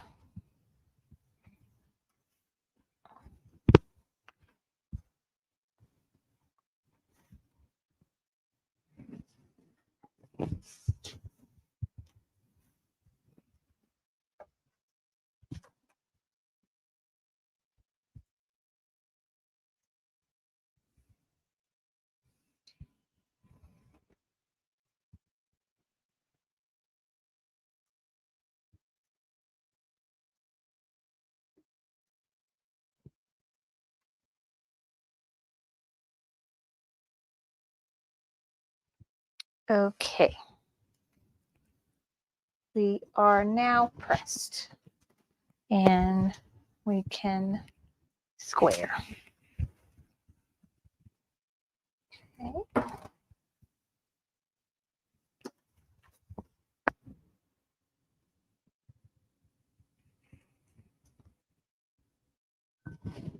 Okay.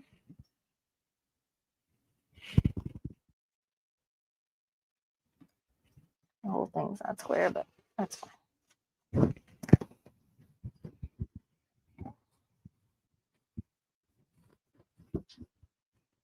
Yeah, and I'm just squaring the corners. I probably should be squaring the whole sides. I feel like it's close enough. Again, this is where I'm not extra, where other people would probably be like, no, you need to. I'm weird.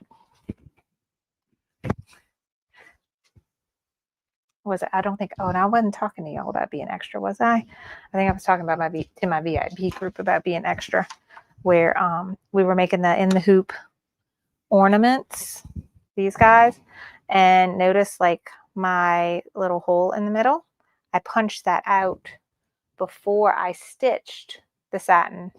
And then I do this thing where I pull the bobbin thread up so I don't have any knots on the back. Those are stupid things where I'm extra.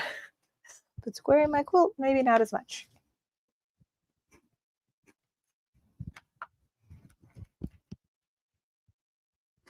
Where I should be extra. Okay.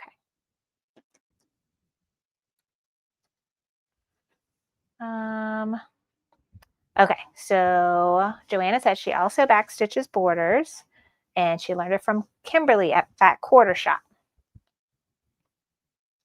I just started following Fat Quarter Shop. They have cute stuff. Cute stuff. Okay.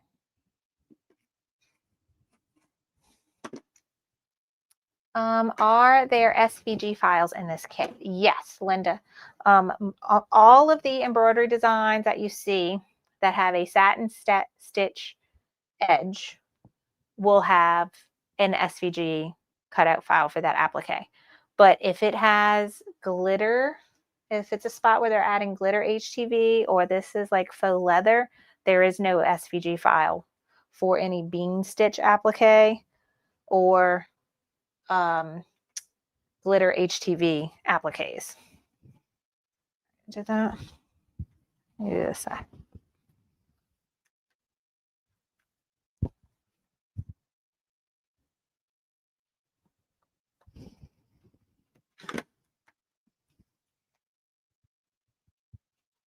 And you'll see in the instruction booklet, it'll say like when you're doing that particular applique, it will say no, like where's the sewing machine?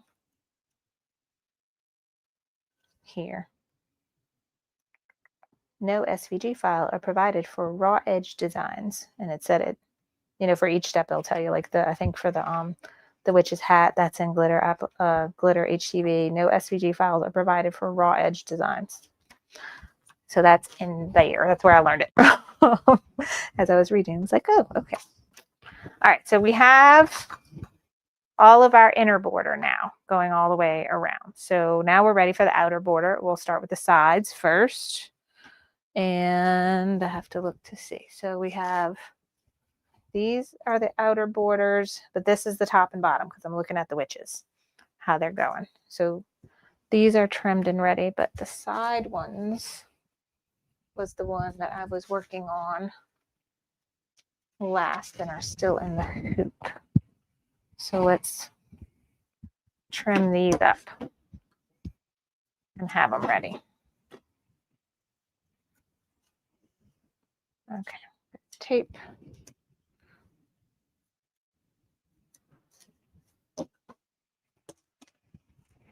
It's out the way. All right, how we're doing on time? 2 o'clock. Okay, we got 30 minutes left. Unfortunately, I don't even think we'll get to the backing, but we can talk about it, and we'll do it for next class.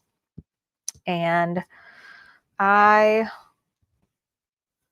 let's see, I still have a ton of things I need to do to get ready for Sip and Stitch on Friday. So I'm going to say no live tomorrow because I have a million emails I got to catch up on that I missed when I was out of town. And I need to get everything ready for Sip and Stitch on Friday. So I'm going to say Thursday when we come back together, we'll start at 10:30. So it'll be earlier, and we will work on Stitch in the Ditch. And Stitch in the Ditch is going to take a while. So I don't even know if we'll get to the binding. We might have to add one more class, which would still have us finishing before Halloween. It'd be I think Halloween's on a Friday, so then we finish on the Thursday before Halloween. I think that's the only way I'm going to be able to make this work as far as finishing.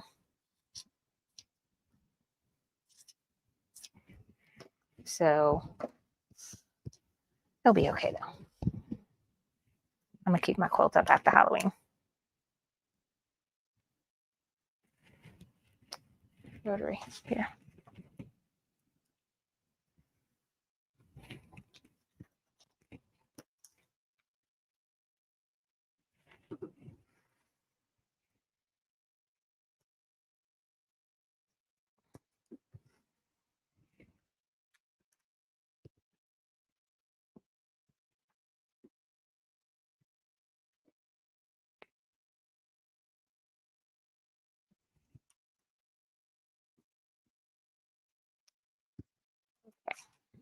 So these are my up and down side borders because I could see how the witch is up and down. Here. Okay. Yes, these are my side borders. So now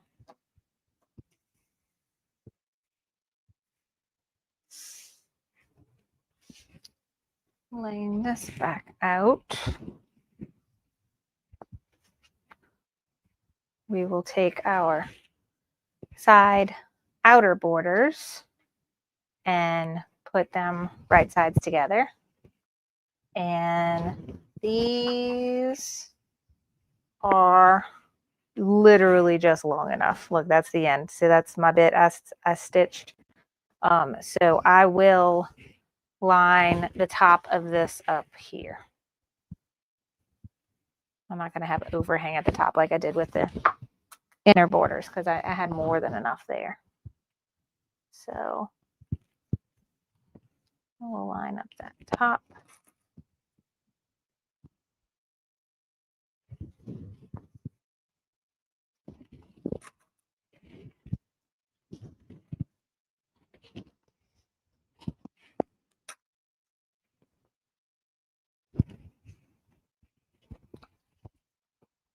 And then same over here. Here's the top, and it's really just long enough. So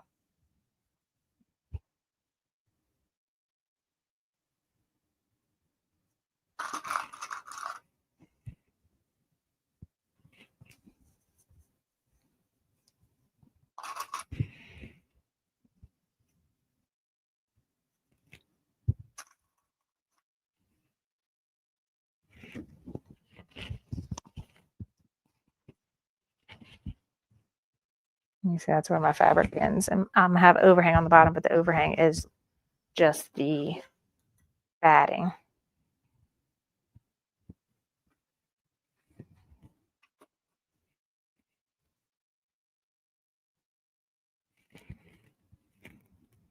I love that. Becky says backstitch, so you don't have to go back and stitch. Thank you. All right. So who's talking about that? Lori Holt. I like Lori Holt too.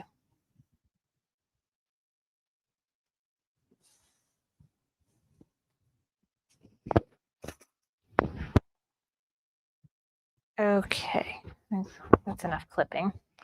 And now let's go sew.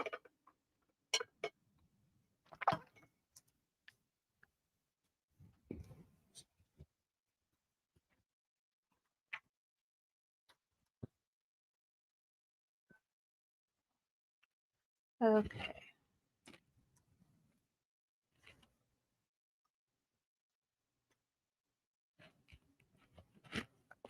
And now I'm gonna set it up to auto back stitch. I think there's a button I can press. Yeah, this one. And cut too, so auto cut after. Oh.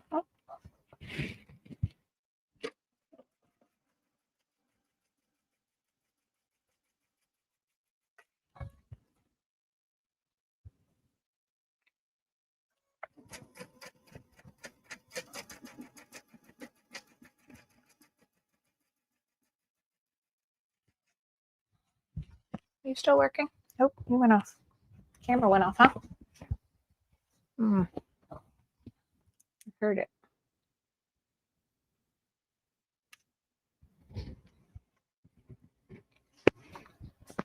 Back on? Back on. Okay.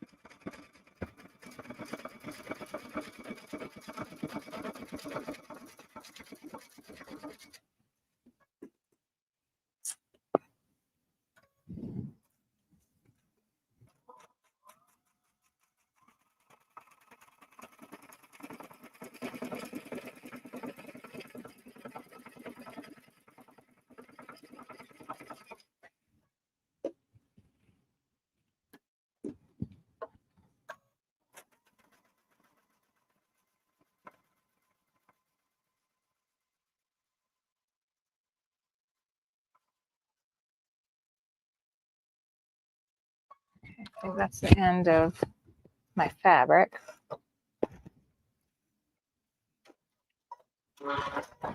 Okay, so we'll have a little bit to trim off at the end.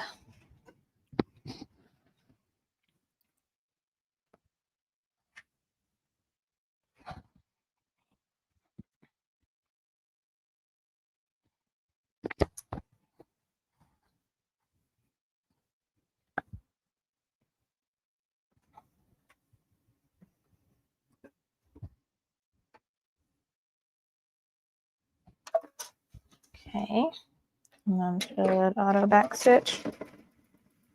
No, I didn't auto back stitch, did it? Oh, maybe it did.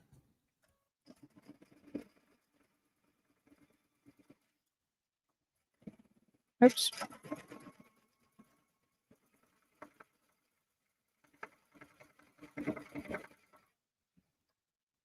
Camera still working? Okay.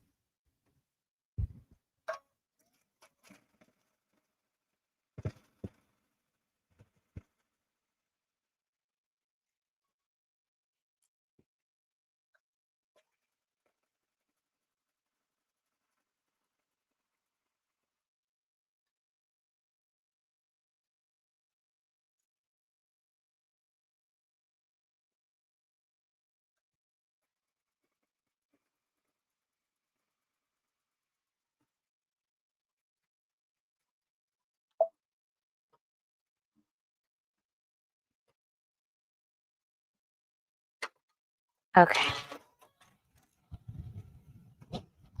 How are we doing on time? Good. Okay. So that was the first bit of outer borders. So we can press that really quickly. Oops, things are falling. Okay, let's see.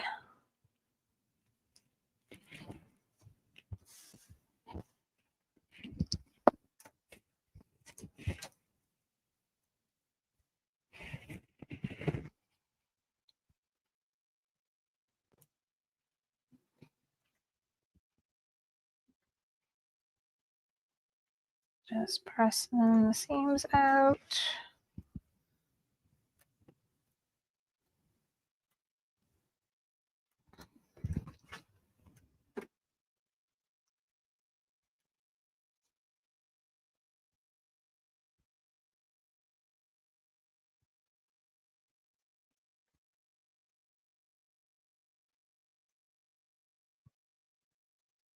And yes, Joanna, steam is helping a lot. So thank you for reminding me that I should do that.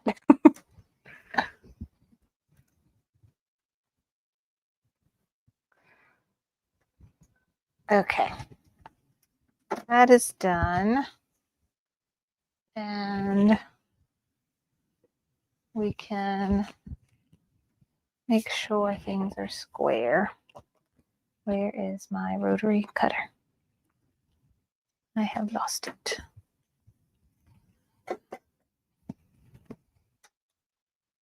Really? Where did it go? I put it in the drawer? Nope. Must have fell. Nope. I just had it.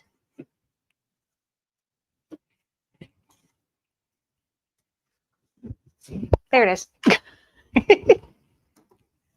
Always losing something. Always. Oh no. Yikes. My roller fell. Luckily it did not break. Alright, I think this is fine. Yes. This side I see a little bump. I can cut there.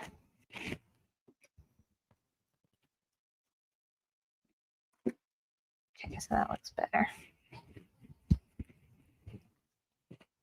And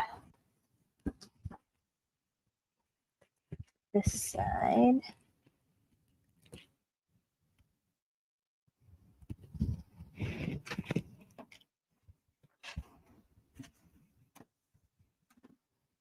Good.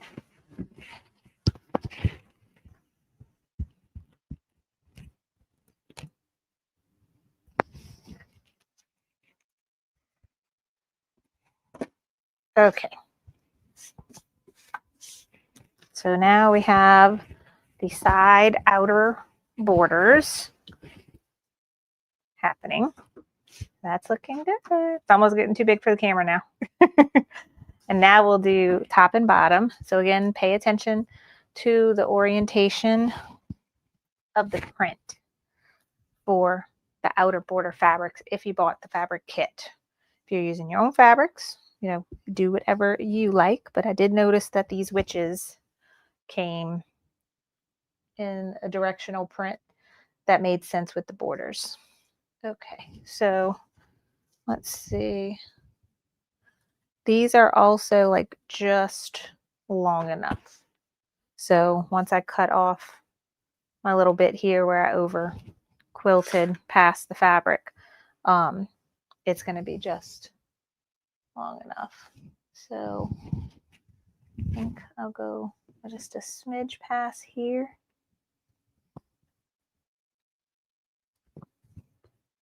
And then I'll square it. I need to go grab all my clips. All my clips are by my sewing machine now.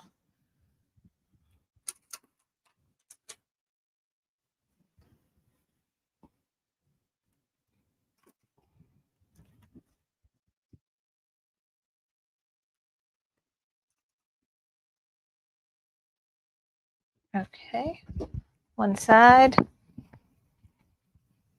And then this is the bottom of my quilt. So I want to make sure my witches. Oh, I did the top upside down. See, don't be like me. Look at this. When I flip this up, I don't know if you can tell, my witches are upside down. So let's try that again. I want it to be where the witches are right side up. I did good on my sides, right? They're all right side up on the sides. Right side. Now I flip over. Now I pin.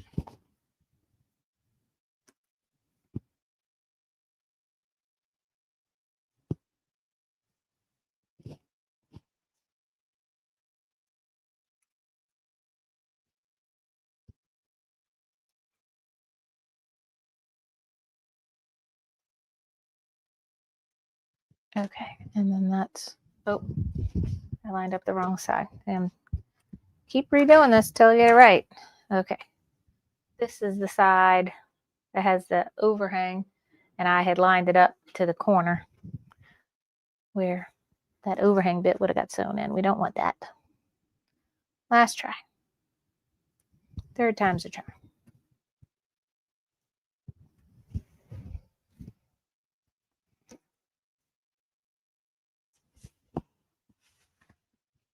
And now when this goes to the edge, it will be right. And when I flip this up, this is right. Okay.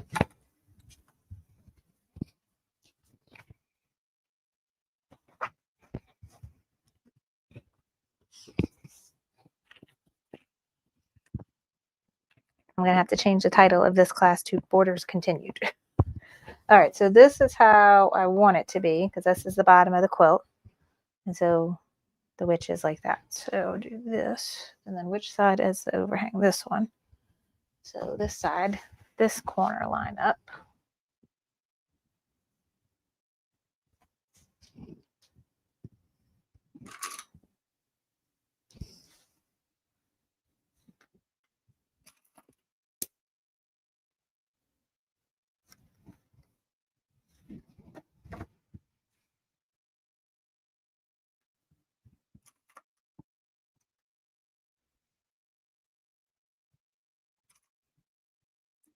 Okay, so when we get to this edge, I could just trim that off.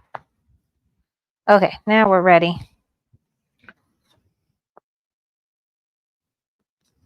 Oh, why my camera keeps going off? Did the battery unplug?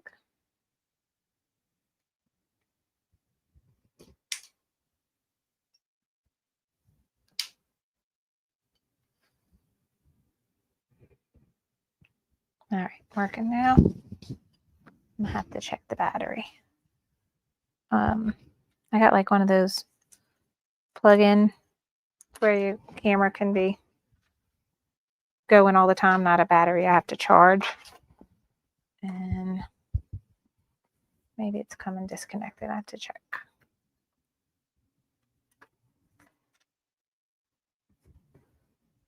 Okay. All right, I have this set up to automatically backstitch. Let me pay more attention and see if it's doing it. Yeah, yes, it is. It's just not moving much.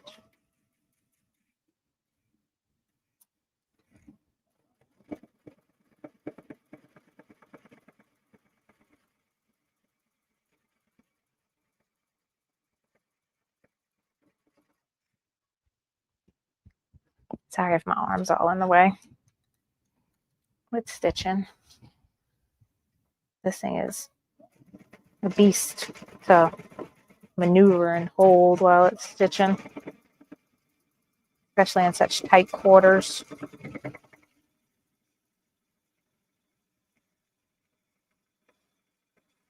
right, we're almost to the finish line. I'm going faster.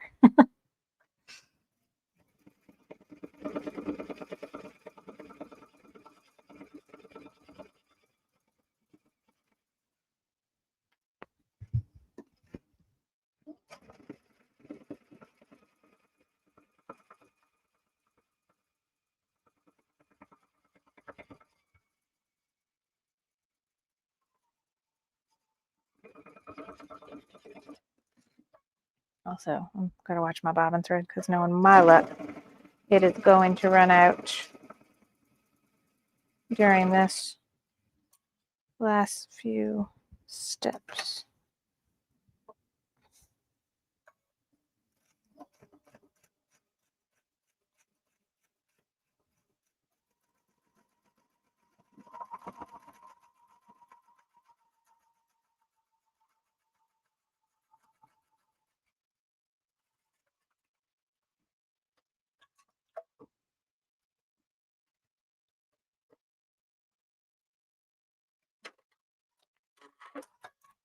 Okay, so that was the bottom.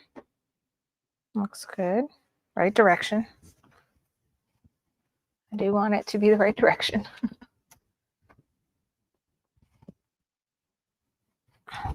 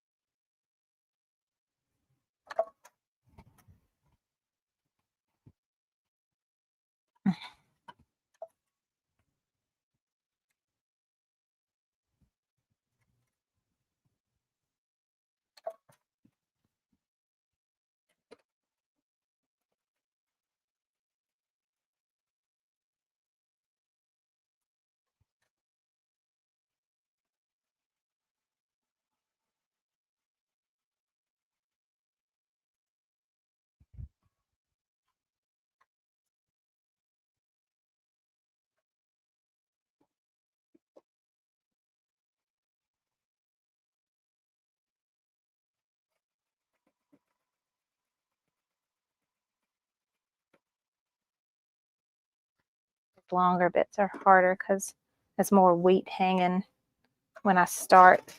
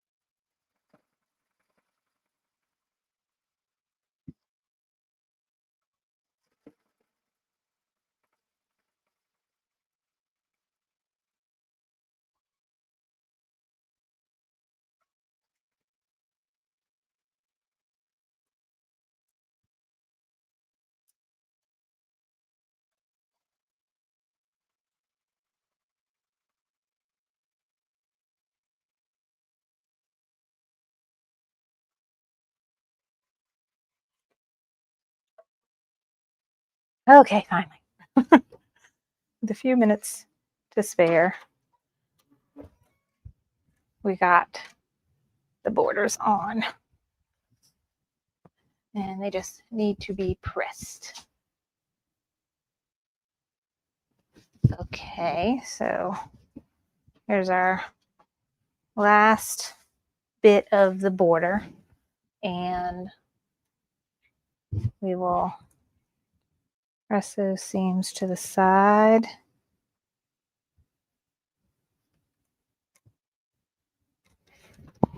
And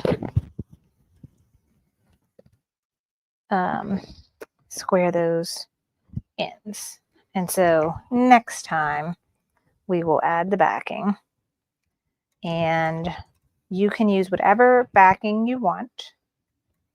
I'm just going to use plain old black fabric, and I'm going to cut a piece bigger than my quilt.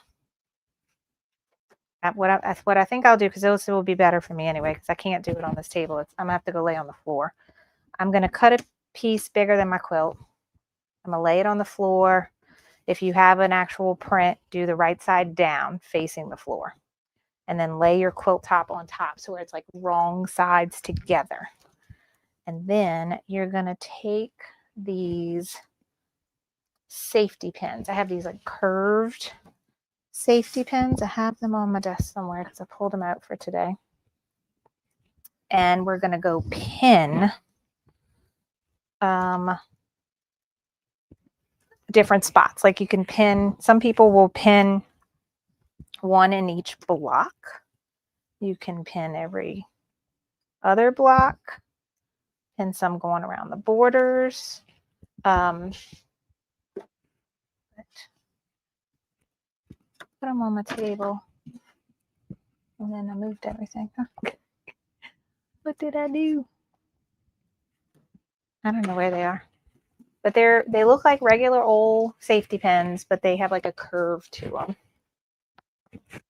So before we start next class, I promise I'll be more prepared, and I am going to have my backing fabric already pinned to my quilt top.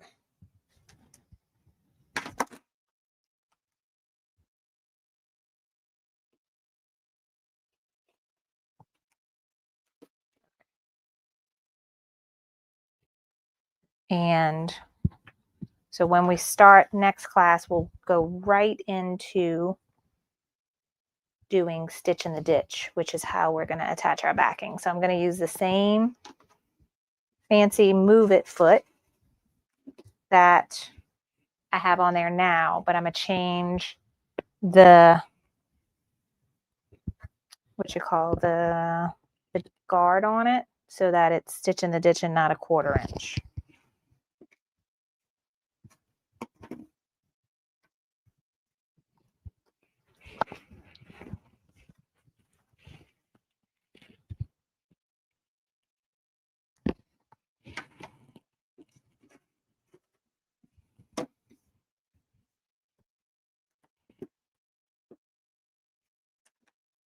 Okay, so now we have a quilt with borders.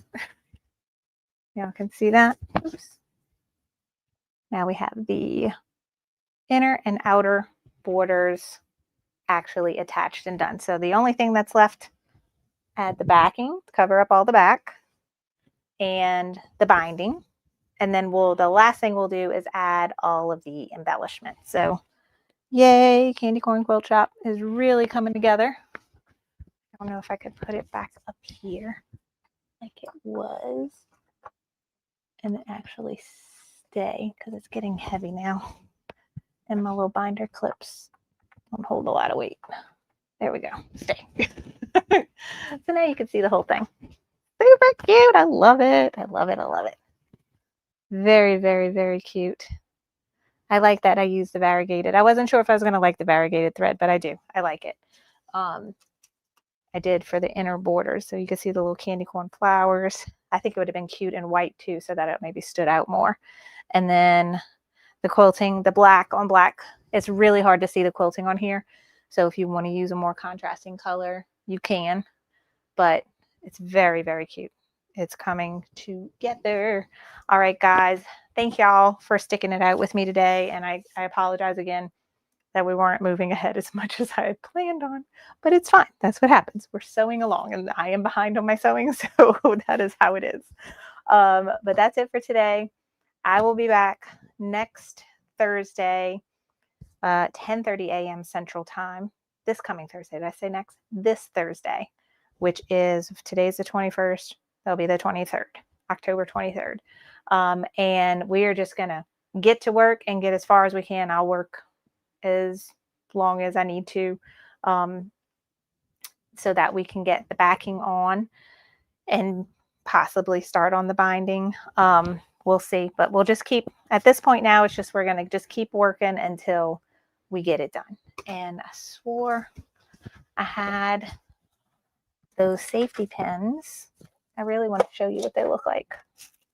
I had them in my little my little sewing cart, and I swore I pulled them out. But once I find them, I will take a picture of them. I think I know the link for them is on the quilt, on the homepage for the sew along on my website. I have a link to those particular safety pins. It's killing me not knowing where they are. But so before next class, I'm going to go in. I have a room here next to my sewing room that is my kids' playroom. I got a big floor space. So go in your living room. If you have a giant kitchen table, lay out your backing fabric facing down towards the table or the floor, whatever you're setting it up on. Then lay your quilt top on top of it facing up. So you have wrong sides together. And you can spray some basting adhesive in between the two to try to keep things from shifting and moving.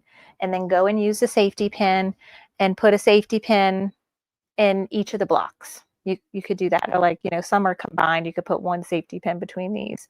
But put one in each of the blocks. And then when we come back on Thursday, we will do stitch in the ditch. And we are going to sew everywhere that there's a seam. We're going to sew, and that's going to attach our back to the quilt top. And we're going to use invisible thread on the top. And then I will personally use black bobbin thread because I'm using a black backing. And so the only thing you're going to see on the back is just those seams of where we're stitching in here. So just kind of look like a random grid on the back, but that's fine because no one's looking at the back. We're all looking at the front.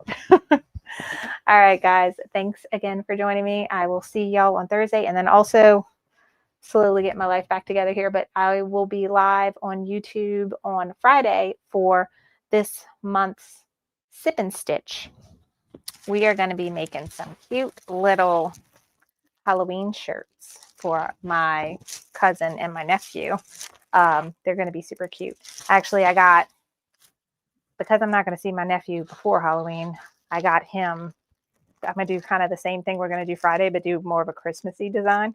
So it could be any theme to it, but we're going to see how to stitch a simple little design with a name on a kid's shirt. And I'm going to use my 6 needle machine so you can see how that one works. And that's going to be this Friday's Sip and Stitch. I still have to get it all together, update the page, and I will email all of you and give you links and stuff and post it when it's ready, which probably won't be till Thursday. All right. Bye, everyone. Y'all have a great rest of your day.